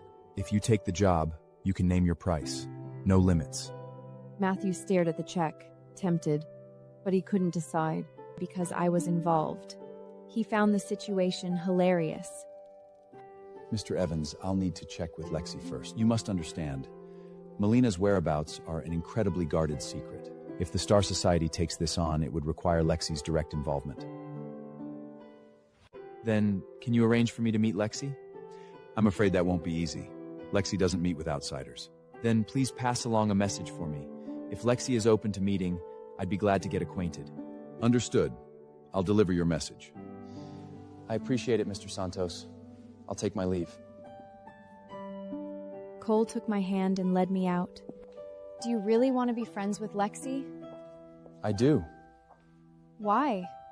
You don't strike me as someone who enjoys making friends. I don't know. I just have this feeling that Lexi's a good person. By evening, we returned to the Evans estate. 3 days had passed, and Irene and Jeff had been released from confinement. Jeff looked completely defeated. When he saw Cole, he jumped up immediately. Cole! You're finally back! Did you find Melina? No. The light in Jeff's eyes died. He slumped back onto the sofa. I'm finished. It's over. Miss Henderson fell into a coma today. Her mother stormed in, furious. She said if her daughter dies, Jeff must follow her to the grave. She's just trying to squeeze more money out of us. Regardless of their motives, if Miss Henderson dies, the consequences fall on Jeff. Ultimately, our family is at fault. No matter the cost, we have to find Melina. I understand, Grandpa. I've already offered a substantial reward to the Star Society to help find Melina. I'm waiting for Lexi's response. Just then, my phone buzzed with a message from Matthew. Lexi, how should I respond to Cole? I texted without hesitation. Tell him, no deal. I heard Lexi from the Star Society is incredibly influential. Lexi has never failed a mission. If Lexi takes this on, Melina will definitely be found. Right as she finished, Cole's phone rang. Lexi declined. Irene's smile froze on her lips. Jeff's shoulders slumped even further. Then we must do everything possible to save Miss Henderson. If not, we must offer enough compensation to ease the hostility. Later that night, I returned to the bedroom. With Cole still in the study, I hurried through my routine and claimed the bed first. When he finally walked in, I spoke before he could say a word. I have to take the SETs tomorrow. I need proper sleep. I'll take the bed, you can have the sofa. Cole glanced at me and smiled quietly. Without a word, he walked into the bathroom. 10 minutes later, Cole stepped out of the bathroom and paused. The room was dark and quiet. Unbeknownst to him, I wasn't asleep. As he watched me in the darkness, I was secretly watching him too. He had just finished showering. A towel hung low around his waist. His sculpted body radiated strength and raw masculinity. I wasn't immune to his charm. Watching him in the dark felt like a feast for my eyes. But just as I was enjoying my secret delight, Cole tossed the towel aside and strode straight towards the bed. Before I could react, Cole stepped back. He got off the bed, changed into fresh pajamas, and stretched out on the couch. Neither of us could sleep. After a while, Cole sat up first. Care for a chat? Sure. How do you view the marriage certificate? I heard you sent someone to Podgen dig into the registration records. Did they come up with anything? Nothing. Whoever did it wiped everything clean. No names, no paperwork, just gone. This didn't surprise me. Whoever had the power to register our marriage without either of us knowing was clearly no ordinary person. By morning, I was still in the same bed. Though my eyes were open, I didn't want to get up. But the reminder of my SATs pushed me to force myself out of bed. Cole, already dressed, sat beside me like he'd been waiting. Feeling nervous? Part of me wanted to brush it off, but I nodded instead. Very much. Barely studied, weak foundation. Might completely bomb it and embarrass you while I'm at it. Cole let out a low laugh. After getting dressed, we headed downstairs side by side. Education was sacred in the Evans household. With me and Trinity both sitting for the SATs, Reuben and several relatives were already up, eager to send us off properly. Good luck to both of you. Others chimed in with good wishes, all centered around Trinity. I barely registered to them. Good luck, Elliana. Let's both aim to make the Evans name proud. Her? As the pride of the Evans family? What a joke! Casting aside her self-taught education, she wandered around all week while Trinity was buried in prep. Do you seriously think she can pull this off? Trinity hid a smirk behind her juice glass. Jeff had done exactly what she hoped, humiliate me without her having to lift a finger. I cast a cool, disinterested look at Jeff and didn't bother replying. As expected, my lack of reaction only made Jeff angrier. Elliana, don't think you're untouchable just because Grandpa's got your back. You're nothing but a low-life— Before Jeff could finish, a biscuit flew out of nowhere, smacking him in the mouth and knocking him off his chair. What gives you the right to throw things at me? Talk smack about me again, and you'll wish you hadn't. You? Jeff rolled up his sleeves, ready to fight, but one look at Cole's warning glance made him back down. Pain's gone, and now you forget the lesson, huh? You deserve a smackdown from your cousin-in-law. After breakfast, I got into Cole's car to go to school. Trinity was itching to ride along but was too afraid to ask. Cole was obsessive about cleanliness and never let another woman in his car. She shot me a jealous glare. At the school gate, I thanked Cole, grabbed my bag, and started to get out. Don't forget our deal. Once the exams are done, think hard about the answer you're going to give me. I was speechless. Shouldn't he be telling me to stay calm during the test? Fine. Nope. All he cared about was own desire. I got out and walked toward the school. The next 2 days were smooth flating for me. Grueling exams by day, relaxing at the Evans Main by night. By the afternoon of the second day, I'd made up my mind about Cole's question. I couldn't say yes. My mother's advice from years ago echoed in my head. That fire was undoubtedly a conspiracy. Someone was pulling strings behind the curtain. I had to uncover the truth. With so much on my plate, getting tangled up in romance would only slow me down. Cole was a catch. Charming, tempting, but I had to let him go. Decision made, I took a deep breath and walked out of the school gate. Cole wasn't there to pick me up like the day before. Instead, Paulina was waiting. Mrs. Evans? Mr. Evans got tied up in an emergency meeting, so he sent me to get you. I nodded and got into the car. Hugh was behind the wheel again. He shot me a frosty glance. You got a problem with me? Yep. Because I'm not pretty? Being plain's not your fault, but not knowing your place is. Mr. Evans deserves someone on his level. What makes you think you can latch on to him? Hugh, don't talk to Mrs. Evans like that. Hugh clammed up, but his stiff neck showed he wasn't backing down. Relax. I won't cling to him. Mrs. Evans, don't let this idiot get to you. Paulina wanted to say more, but my phone buzzed, cutting her off. I glanced at the screen. Kiara's name. I picked up. Hello?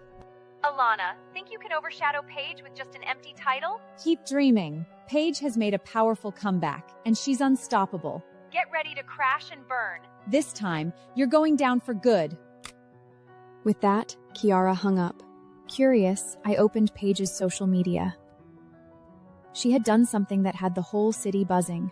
Paige had posted a photo of herself kneeling and offering tea to Merritt Carmen, captioned, "From now on, I have a new protector, So much joy. Merritt was a legendary figure with deep connections to the underworld. He had clawed his way from a dock worker to a powerful boss. Recently, he had stepped into show business, and his company, Royal Entertainment, was home to many celebrities. I skimmed the headlines and let out a dry, amused laugh. Sure, Paige using Merrick as her ace had caught me off guard, but I wasn't fazed. The higher Paige soared, the more spectacular her fall would be. And I would make sure of it. Right then, Paige sent me a message. Elliana, do you want to know what really happened with the fire back then? I can tell you the truth. The mere mention of the fire made my chest constrict. My mother's warnings and her final moments circled through my thoughts again and again. That fire was undoubtedly a conspiracy. My mother's advice to conceal my talents and beauty until adulthood had been for survival. Now that I had grown up, it was time to uncover the truth. Can you tell me everything? Yes, but only if you agree to my terms first. And what exactly are you asking for? Ever heard of the Hi-Res graduation trip?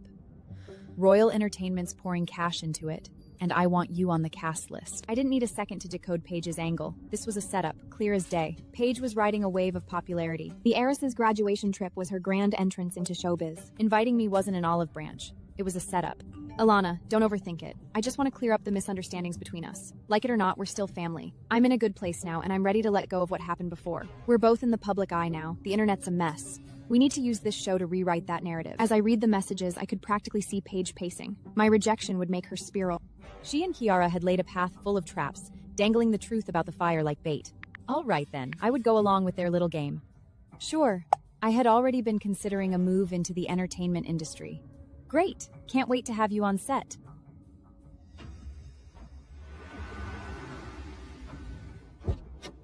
The moment our chat ended, my car pulled up to the Evans estate.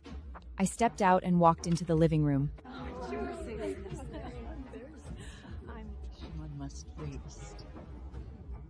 Trinity had beaten me home and was already on the couch, basking in everyone's attention. Trinity, you're a lock for top score in Ublanto. I'd better start thinking of a gift.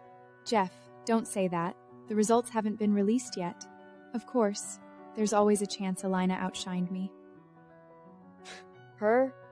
She's lucky if she didn't come in dead last. So, Trinity, now that exams are behind us, what's next for you? Miss Henderson's condition has been on my mind. I've decided to apply to Ublendo Medical University to help Jeff with her treatment. You're amazing, Trinity! I've been mentored by Professor Sampson for 2 years. He plans to recommend me to Milena once my scores are in. Milena? The mention alone snapped everyone to attention. Just then, Ruben came down the staircase. Trinity, are you saying you can actually contact Milena? Over the past few years, Ublento Medical University has risen through the ranks, catching Milena's attention. She reached out to the university president about a collaboration. Professor Sampson was brought in to serve as the bridge. He told me he intends to involve me in the research project. Professor Sampson said someone with my potential shouldn't settle for mediocrity. He'll advocate for me personally, hoping to persuade Milena to accept me as her student. Then, she would recommend me to the International Medical Association. Marvelous! Trinity, you're incredible! If you can connect with Milena, Miss Henderson's matter could be taken care of effortlessly. I just want to be helpful. Jeff's burdens are mine to carry as well. I am so lucky to have you as family, Trinity. I stayed silent, but my lips curved slightly. As Milana herself, I was unaware of any collaboration with the university. So, Elliana, how do you think the exams went? I think I did all right. Have you picked out a university? What are you thinking of doing down the road? I was momentarily thrown off. I had only taken the exams to keep Ruben off my back. College, I hadn't given it much thought. But one path remained untouched. The entertainment world. If I made a name for myself there, my mother might catch a glimpse of me on screen. I've decided to pursue acting. I want to try the entertainment industry. The room seemed to tilt off balance. Seriously, Elliana? You think someone with your looks can survive in that industry? The entertainment industry is full of stunners. Think about what kind of embarrassment that could bring to the Evans family. You don't need a diploma for showbiz, sure, but that industry worships beauty. Maybe think it through before diving in. Elliana, did you even talk to Cole about this? Right on cue, Cole walked in. Every head swung his way. Cole! Elliana just said she wants to break into the entertainment world. If that's what you want, go for it. Should I back you financially? A stunned silence gripped the room. Even I didn't see that coming. Thanks, but I won't need your money. I'll figure it out on my own. Reuben looked like he was about to object, but Cole's unexpected support shut him up. Elliana, upstairs. We need to talk. Without a word, I got up and followed him. Everyone exchanged knowing looks. They were convinced Reuben was about to give me a scolding. I shared the same thought as those downstairs, that Reuben would try to talk me out of joining the entertainment world. But when I stepped into the study, his behavior took an unexpected turn. He gestured me in with a cryptic wave. Elliana, shut the door and have a seat. I need to ask you something important, and I want the truth. All right. What is it? Have you and Cole slept together? I nearly swallowed wrong and coughed. Was he seriously asking that? I'll take that as a no, then. Reuben's expression cooled into disapproval. I offered a strange smile, which he took as confirmation. I knew that rascal Cole was just putting on a performance for my sake. Don't worry, Elliana. I'll make sure everything goes according to plan. Whether he likes it or not, it's going to happen. I reached up and brushed my nose, hesitant to admit that the problem wasn't Cole.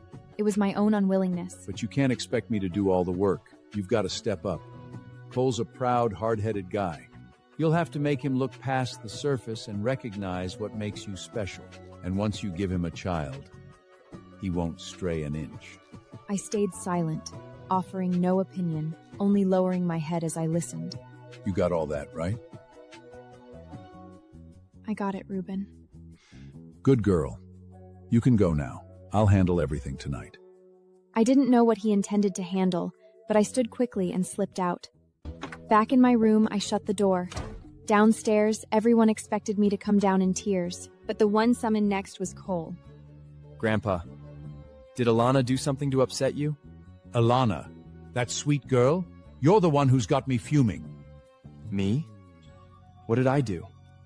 Care to explain why you haven't consummated your marriage with Elliana? Cole fell silent. He couldn't admit she'd turned him down. Do you know how heartbroken Elliana looked, crying to me that you pushed her away, insulted her looks, and treated her like a stranger? I wouldn't dream of ignoring you. You'll promise me right now you're going to consummate the marriage with Elliana tonight. Fine. It's happening. Good. I'll have the kitchen prepare a special soup for you to drink later. Cole didn't need to ask to know what kind of soup that was, but he just nodded. Dinner had an oddly tense undercurrent that night.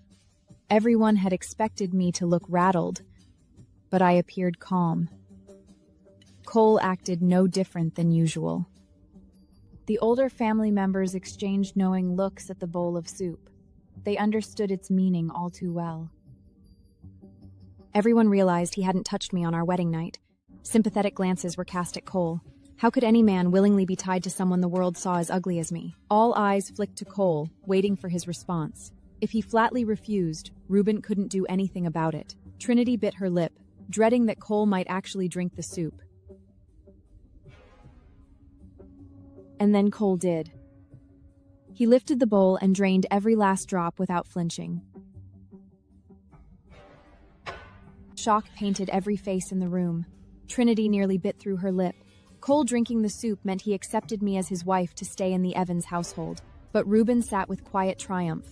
To him, this was the best possible outcome. Cole paid no attention to the sidelong glances. He set the bowl down and went upstairs without a word. At first, I hadn't grasped the meaning behind the soup, but as I caught the furtive looks being exchanged, something clicked. Wait, what was going to happen to Cole now that he'd drunk the soup? I'd been planning to give him the answer tonight. The Evans family kept a rigid routine. By 9, the entire household typically vanished behind closed doors, but tonight broke the pattern. Everyone listened in hushed anticipation, wondering what might unfold after Cole finished that bowl of soup.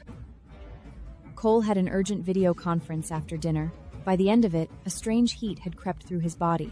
He took a cold shower, changed into pajamas, and returned to the bedroom. Tonight, I was supposed to give him the answer. He didn't want to rush me. When he stepped into the bedroom, I had already showered and was sitting on the bed in my nightgown, scrolling through my phone.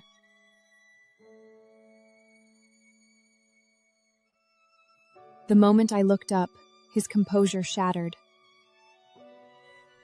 He closed the distance, snatched my phone, and caged me against the headboard. Honey, where's that answer you promised me? I pressed my palms against his chest, urging him back. Please sit down properly. But Cole didn't move. I refuse. What did you just say? I'm rejecting your proposal. I don't have feelings for you, and I don't want to be your wife. Once we find out the truth, I'll walk away on my own. I won't get in the way of your future. You're sure about this? I am. Even now? You see the desire I'm holding back? If it's really that unbearable, you have two options. First, I know some treatments that could ease the symptoms. No one else needs to know, and we can keep up the act tomorrow. Or you can step out that door and find someone else to take care of your needs. Heat raced through Cole's veins, but a cold pressure crushed his chest. His face iced over into a mask of detachment. He had completely misinterpreted the situation. My rejection was firm and unapologetic. A flicker of rage darkened Cole's eyes. He straightened abruptly, turned and slammed the door behind him hard enough to rattle the walls. The next morning, I was up early. A quick breakfast, and I was out the door to film the heiress's graduation trip. When the rest of the Evans family finally came down, I had long since vanished. Eager to ruin me, Paige had locked in a contract with me right after our chat. By sunrise, a teaser was already online. The tension between us was already making waves. Once the teaser dropped, the views exploded. While heading to the shoot, I scrolled through the comments and skimmed the cast list, only to find something so ridiculous that it nearly made me laugh out loud. With Royal Entertainment backing the project to launch Paige's debut, every element was tailored to flatter her. The themes, the guests, everything was calculated to put Paige at the center. Kent was just a stepping stone. I had been boxed into the unremarkable role, clearly positioned as the show's comic relief, meant to fault under Paige's spotlight. I smirked coldly. Paige had micromanaged everything. She would trample over anyone to stay center stage. At exactly 7 a.m., I arrived at the filming site. The other guests were already there. The livestream countdown hit 0. Cameras rolled into live mode. Viewers flooded in by the thousands. This program is co-produced by Royal Entertainment and Ublento Cultural Tourism. At the end, viewers will vote for one male and one female as cultural tourism ambassadors. The first guests introduced were Raylan and Paige, hand in hand, dressed like the perfect couple. Hi, everyone. We're diving into this new journey with nothing but love and courage. The camera focused on Kent. He turned to the left, his expression hardening. Elliana, whatever drama you had with Paige before, don't try it now. Not while I'm watching. I won't let anyone hurt her. The camera swung toward me, catching me mid-expression, completely unprepared. The moment I appeared on screen, the once buzzing chat room fell into a stunned silence, but only for a heartbeat. The production team cut to a split screen of me and Paige standing side by side. The contrast was brutal. My appearance sent the live viewership soaring from thousands to millions, pushing the broadcast to the top of the charts. Haley, the director, quietly told the crew to keep the cameras on me. A towering screen beside the camera fed the live chat to the guests. My humiliation played out in real time. Around me, not a single sympathetic face, only thinly veiled glee, especially Paige, smiling sweetly for the camera but inside reveling in it. But I didn't flinch. As the chat dredged up my old scars in the fire, I simply curled my lips. This was why I had come, to rip open the lies sealed 15 years ago, to clear my name, and to drag the truth into the light. Elliana, please share your motto with the audience. Everyone expected me to crumble or retaliate in a fit of rage. I'm here to uncover the truth behind that fire, and the real culprit should be the one trembling right now. The studio froze. Paige and the crew were blindsided. No one had expected me to go there. Not publicly, not live. The audience had lost interest in pretty faces. Now they wanted blood. Rage and panic flared behind Paige's carefully maintained smile. And then, unable to stop herself, she snapped. Alana, everyone must confront the consequences of their actions. Fortunately, your youth means people will forgive you. Simply live honorably from now on. The police never confirmed anything back then. What authority grants you the right to judge me? Alana, I speak only for your benefit. I hate seeing you stumble through life, repeating one error after another. Are you threatened by my search for truth? Why resist uncovering what really happened? Does unease haunt you? Alana, stop this nonsense! What possible reason would I have for unease? I was merely 8 when the fire occurred. Indeed. My parents remained married when the fire devastated our lives, yet you're 3 years my senior, being my half-sister. Isn't that intriguing? The observation struck Paige's most vulnerable point. Nothing terrified her more than public discussion of her illegitimate birth. She pressed her lips together in rigid silence, terrified that further conversation would expose even more humiliating truths. Watching public opinion turn viciously against Paige, Haley frantically signaled the camera crew to redirect focus. The next guest stepped into the spotlight. Hello, everyone. I'm Raylan's sister, Vivian. My mission on this show is protecting my brother and his fiancée's perfect relationship from any outside interference. This rehearsed declaration had been prepared before my revelation about Paige's illegitimate origin. Vivian failed to adapt, inadvertently deepening Paige's humiliation. The live chat immediately reunited discussions about infidelity. Haley dared not risk another disaster and swiftly directed cameras toward the next guest. The following introductions proved disappointingly mundane. 2 newly debuted male artists. 2 rich girls, 1 loaded guy, nothing remarkable. The final guest, however, offered an unexpected breath of fresh air. Haley Loftus, a recent college graduate from modest origins. My goal is simple: meet diverse individuals, experience new perspectives, and expand my knowledge. I appreciate your understanding. The other guests exchanged contemptuous smirks. My gaze sharpened as I sensed something amiss. My mind raced. This show had established an exclusive social hierarchy. No space for commoners. Yet Haley had somehow secured a place. Why? From Haley's first appearance, I worked to unravel this puzzle. Her presence couldn't be coincidental. After the final introduction, Haley reclaimed control and unveiled the episode's challenge. Today, we'll guide our live audience through the Ublento Art Museum. The evening culminates in the finale of the Starry Oil Painting Competition. I'm thrilled to announce we've secured legendary oil painter Mr. Luciano Scott as our special guest. Mr. Scott rarely entertains strangers. Seize this moment. Let's discover who might earn the privilege of becoming his student. Several guests perked up at the prospect of studying under Luciano. Only my lips curled into a knowing, sardonic smile. Luciano was no devoted artistic purist.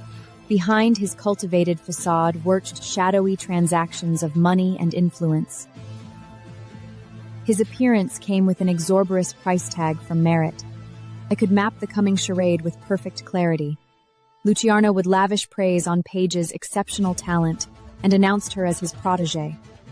The championship trophy was already engraved with her name. This supposed cultural exploration masked a shameless vanity project funded by wealth and manipulation. As for whatever traps Paige had set along this path, I had yet to uncover them. But I would be ready. Having dissected these machinations and noting the cameras focused elsewhere, I discreetly messaged Matthew. Investigate Luciano's meetings and activities over the past 48 hours. Consider it done, Lexi. Right then, Haley announced their departure.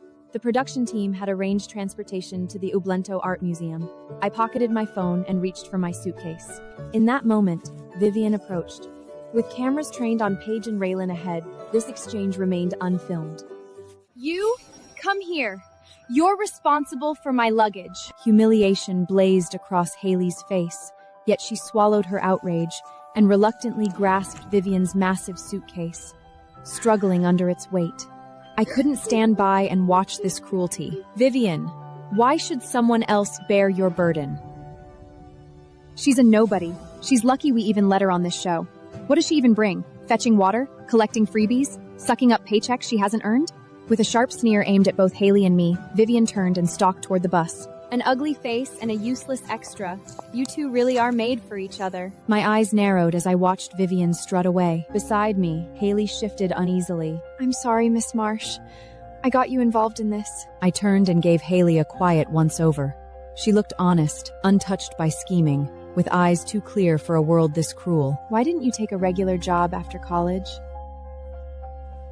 Because this show pays better. My boyfriend, he's very sick. He needs surgery, and we don't have time to save up the slow way. Thank you for speaking up.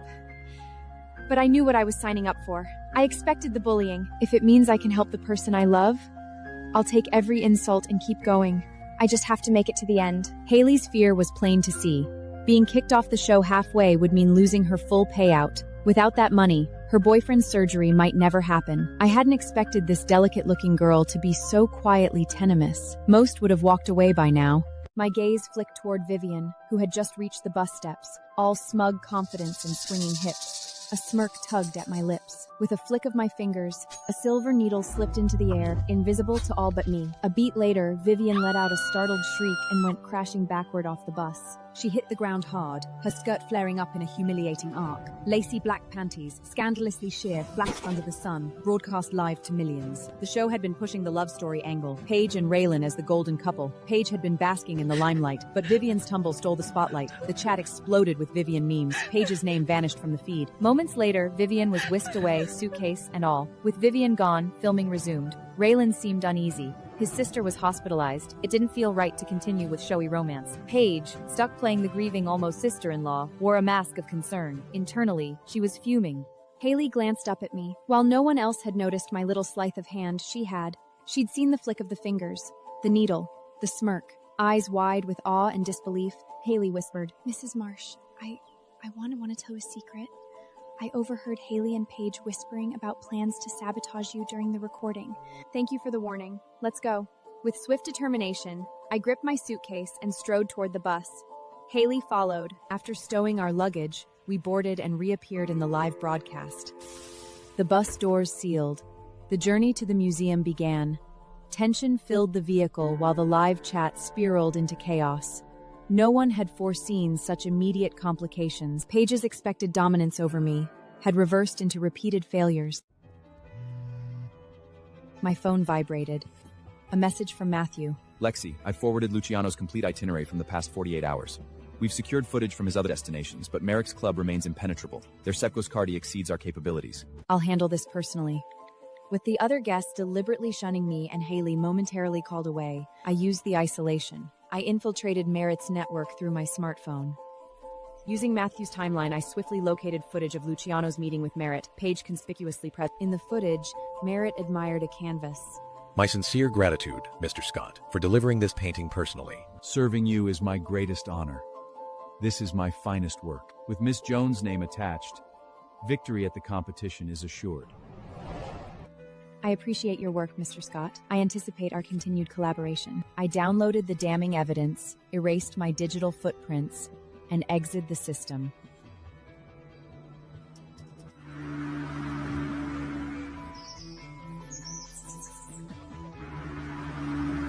The bus rolled to a stop at the museum. Luciano awaited, dressed in artistic finery, surrounded by an admiring crowd. Paige, who had maintained her facade of melancholy, suddenly lit up with excitement and rose eagerly. As passengers disembarked, Paige deliberately lengthened behind. Once beyond the camera's reach, she seized my wrist. What do you want? Elliana, I have a few words for you. Don't mistake your temporary victories for lasting triumph. You stole my marriage, dragged my name through filth, destroyed my engagement, and disrupted this show, yet you cannot halt my ascension. When I stand bathed in adoration's spotlight, you'll be the internet's mockery. Let's see whom Cole chooses when the dust settles. I'll be watching intently as you're blinded by others' brilliance, while struggling to escape the judgment you've earned. What gives you the right to address me this way? Remember why you joined this show. To learn about the fire. Provoke me further, and those answers vanish forever. Oh, come on. Why would I trust anything slithering from your lips? You're not seeking truth? Then what purpose brings you here? Your downfall. How laughable! With what weapon? Your empty title as Mrs. Evans? Word travels that Cole fled home last night too furious to share your roof. How much longer can you maintain this performance? With so many people in the Evans household, it wasn't surprising that someone had gossiped. Paige's knowledge didn't shock me. I let her cling to false hope. The higher her expectations soared, the more devastating their crash. Interpreting my silence as confirmation, Paige smirked, snorted contemptuously, and abandoned the vehicle. Through the window, I watched Paige gravitate towards Luciano. her practiced charm activating before the cameras. I stepped off the bus, a knowing smile playing across my lips. The entourage streamed toward the museum, Paige accompanying Luciano, cameras tracking their every move. I was relegated to the crowd's periphery. I pulled out my phone to monitor the live stream. Paige was reciting clearly rehearsed lines about art and aesthetics. I savored these comments with quiet amusement, anticipating the mortification awaiting Paige's devotees. Suddenly, commotion rippled from ahead. We had entered the museum's first exhibition hall, where an oil painting commanded universal attention. This masterpiece, titled Spring Goddess, comes from my idol, Rosa. The unexpected introduction of my work, with Luciano claiming devoted admiration, caught me off guard. While I absorbed this irony, Paige's voice sliced through the moment. Elliana, come here! Without needing direction, the crowd stepped aside, leaving a clear path that led the camera straight to me. Forgive the interruption, Mr. Scott, but I wanted Elliana to hear your thoughts firsthand. She should see what true art feels like. With so many watchful eyes, I stepped forward and stood next to Paige. Mr. Scott, meet my sister Elliana. I'd love for you to mentor her too. Moments earlier, they had pretended it was their first encounter. Their performance was seamless. Everyone assumed Luciano saw real potential in Paige. With Paige's invitation placing me in the spotlight, I suddenly looked like the next chosen one. Deep down, I wasn't fooled. I could see the trap dressed up as kindness. Is that get it supposed to show us how much you know about art? The crowd erupted in laughter. Every eye turned to me like I was the punchline. I didn't blink. My hand went to my untamed wig, and my gaze shifted to the framed photograph of a world-famous artist hanging just behind him. So tell me, Mr. Scott, are you saying he doesn't get art either? Everyone turned to look. On the wall hung a portrait of a legendary artist from the previous century, his hair just as untamed, his face just as boldly painted as mine. When a genius wears it, you call it expression. But when someone like me does the same thing, suddenly it's ignorance? Tell me, Mr. Scott, do you judge art or the artist? The question hit Luciano like a slap. Color drained from his cheeks before rushing back. Noticing the live stream comments drifting from the show's focus, Paige swiftly stepped in. Mr. Scott, could you please introduce us to Rosa's Spring Goddess? Thankful for the lifeline, Luciano latched onto the new topic and dove into his monologue. Rosa is celebrated globally for her brilliance in fashion and jewelry design, but long before she launched her brand, her talent first emerged through painting. Spring Goddess is one of her earliest works. I tilted my head, a half smile on my lips, listening to Luciano's polished traduction of my creation. Would you care to share your interpretation of Spring Goddess? The question wasn't spontaneous. It had been scripted to give Paige in the spotlight. I'll do my best, Mr. Scott. I only hope my reflections do justice to Rosa's brilliance. Actually, I'm also a devoted admirer of Rosa. It's an honor to share the same artistic idol with you, Mr. Scott. I've made countless pilgrimages to stand before Spring Goddess. Each visit unveils new revelations. Rosa captures the very essence of beauty in her work. Spring Goddess holds within it every shade of human feeling, drawing one into a world overflowing with emotion from the very first glance. 2 crystalline tears traced paths down her cheeks. The room erupted in applause. Magnificent. Your interpretation soared. With such penetrating artistic sight, your success in the art world is inevitable. I have tremendous expectations for you. Mr. Scott, you're far too generous. I glanced at the screen and then at Luciano and Paige, thinking what a waste it was that neither had pursued acting careers. You seem remarkably articulate. Since Paige requested I mentor you, I'll extend one opportunity. Why not share your interpretation of this globally acclaimed masterpiece? At his suggestion, every eye in the room turned to me. Haley directed the camera to capture my reaction. This segment was orchestrated to broadcast my humiliation live. The elegant phrases Paige had delivered were crafted by art experts. I, with my elementary level education, couldn't possibly compete. The production team anticipated my spectacular failure. I pierced through their transparent scheme, my gaze sweeping coolly across their smug expressions. Do either of you actually understand oil painting? The assembled crowd exchanged bewildered glances. Elliana, what could you possibly mean by that? Mr. Scott is president of the Calligarists and Painters Association. Paige's commentary just dazzled everyone. Throughout the crowd, syphipates mingled with Luciano's devoted protégés, people who had tied their fortunes to his reputation. At my words, fury rippled through them, yet I stood unwavering, my gaze carrying the slightest edge of mockery. The crowd's accusations washed over me like water off glass. Luciano, accustomed to reverence bordering to worship, typically heard nothing but honeyed praise. Today's double offense transformed his face into a thundercloud. Elliana, since you claim I lack understanding of oil painting, you must consider yourself quite the virtuosa. Why not enlighten millions of viewers with your critique of Spring Goddess? Let's witness your supposed expertise. Rage had stripped away his carefully cultivated veneer, leaving his true nature exposed. You're not qualified to request my commentary. You! Luciano's face contorted with fury as his hand lashed out toward me.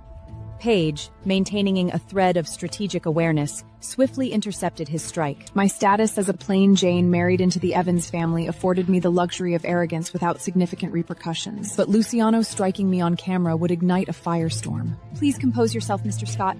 Our parents have indulged Elliana since infancy. Her behavior stems from lifelong spoiling. I offer my deepest apologies on her behalf. Paige's intervention pierced Luciano's rage-filled haze. Recognizing his near-catastrophic mistake, he released a contemptful snort before sweeping away. Paige shot me a venomous glare before hurrying after Luciano. Haley barked orders at the camera crew to follow. The entire entourage abandoned me like debris in their wake. I glanced at my phone, scanning the vitriolic comments flooding the stream.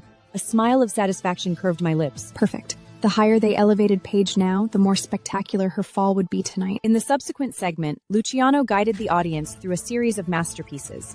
Paige orbited him like a dutiful satellite, seizing every opportunity to showcase her rehearsed lines. Several traps had been set specifically for me, but my ability to derail the program with mere words had made Paige too cautious to risk implementing them. I luxuriated in my earned freedom, observing their performance from beyond the camera's predatory eye. The broadcast continued through midday. After the morning exploration of the museum came an elaborate luncheon with Luciano. Paige's status had inflated to nearly mythic proportions. The comment section unanimously crowned her the program's radiant star. Following lunch came the moment for participants to demonstrate their creative abilities. Luciano would provide instruction while everyone painted.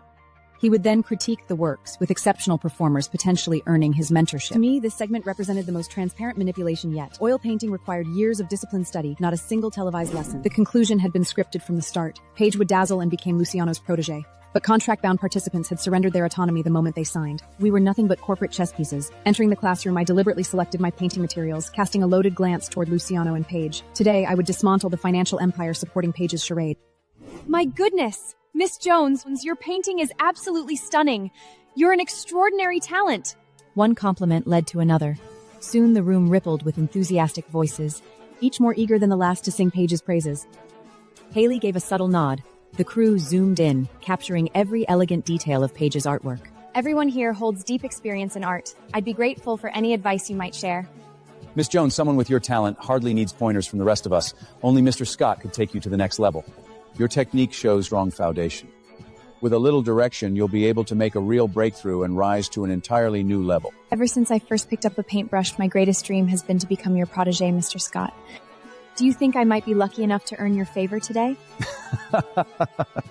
Paige, I've appreciated your work for a while now. I've been meaning to take you under my wing. I just wasn't sure you'd say yes. Thank you so much for the chance, Mr. Scott. I'm honestly over the moon. You're a legend, and learning from you is more than I ever imagined. Paige looked like a rising star. Even the other guests felt a twinge of jealousy. Raylan watched her from his painting station, a proud grin on his face. But off to the side, my lips twisted into a smirk. I wasn't buying any of it. Earlier, I had assumed Luciano would give a live demonstration. Instead, he just gave speeches while using his students' work as props. Not once did he pick up a brush. The live chat buzzed with curiosity, wondering why Luciano wasn't painting. Eventually, someone offered an explanation. Mr. Scott holds such a prestigious position that his paintings are rare treasures. A true master must uphold his standards. That opinion caught on. No one questioned it again. But I could see straight through the act. Luciano hadn't painted a thing. Every word he taught was just a memorized script. The president of the Calligraphers and Painters Association, a so-called master, couldn't even produce a proper painting. It was absurd. Where did all his award-winning works come from? And who was the true artist working in the shadows? When it came to devious tricks, Paige could hold her own right alongside Luciano. The camera zoomed in on Paige's so-called masterpiece, but she hadn't laid a finger on that canvas. Her easel was angled to keep things hidden. She was putting on a show, not painting. The artwork had been created in advance by an anonymous artist. The technique was undeniable. The strokes matched the piece Luciano had provided for Paige to enter the competition. Same hand. What baffled me most was why someone so gifted would hide in anonymity, letting Luciano take credit. From the next station, Hayla noticed my distant look. She leaned in. What's on your mind, Elliana? Haley knew I was in the producer's crosshairs, yet she never backed away. That simple kindness meant more to me than I could express. Just thinking. Hayla saw the world with a clear heart. I couldn't bring myself to ruin that innocence.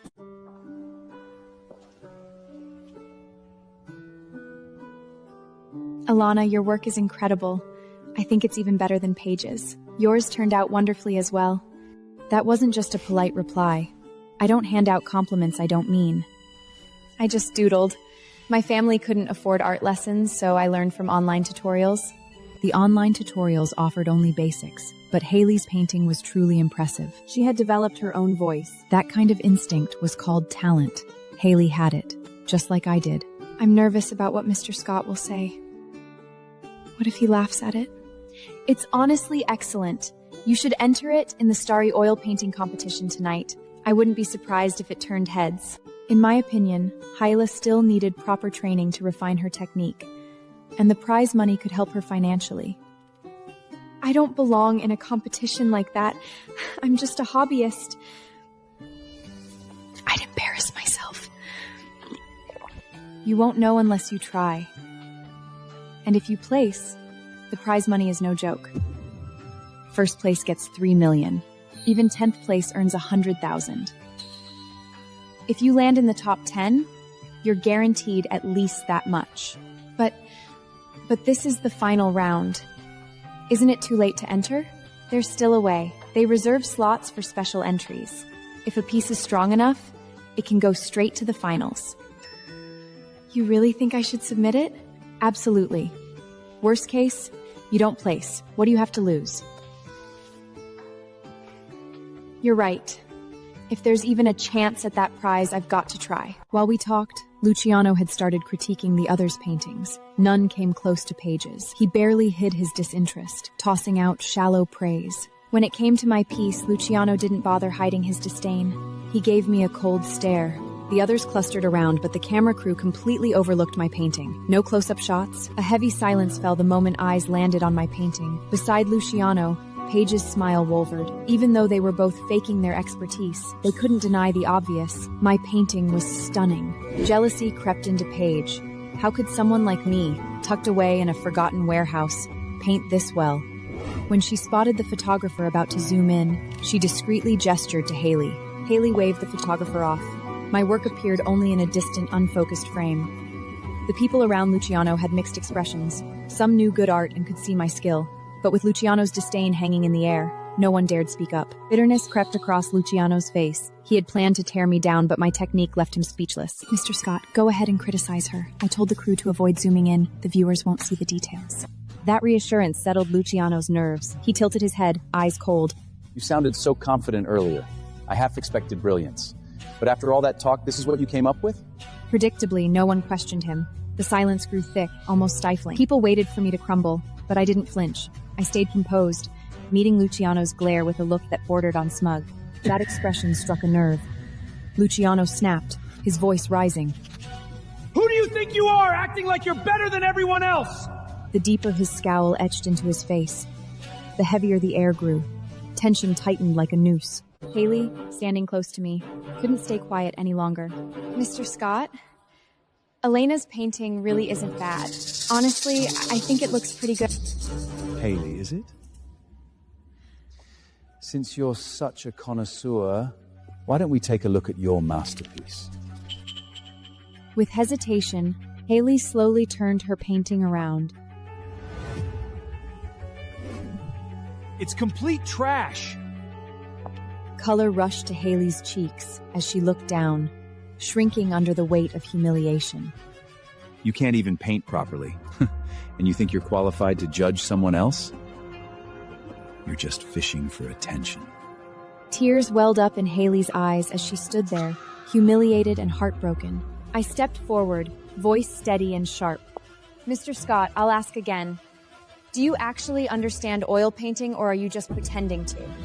The question hit its mark. Deep down, it always made Luciano's pulse falter.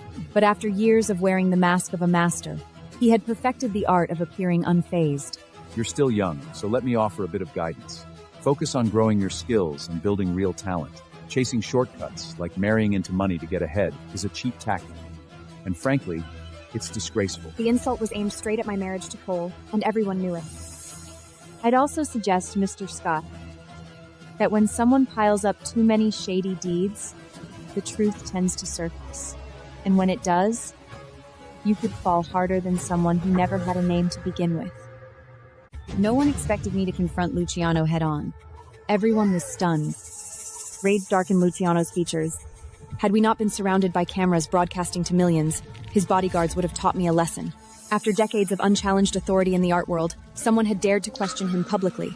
His fury was palpable. Elliana, Mr. Scott speaks frankly because he wishes to guide you. You ought to receive his wisdom with gratitude.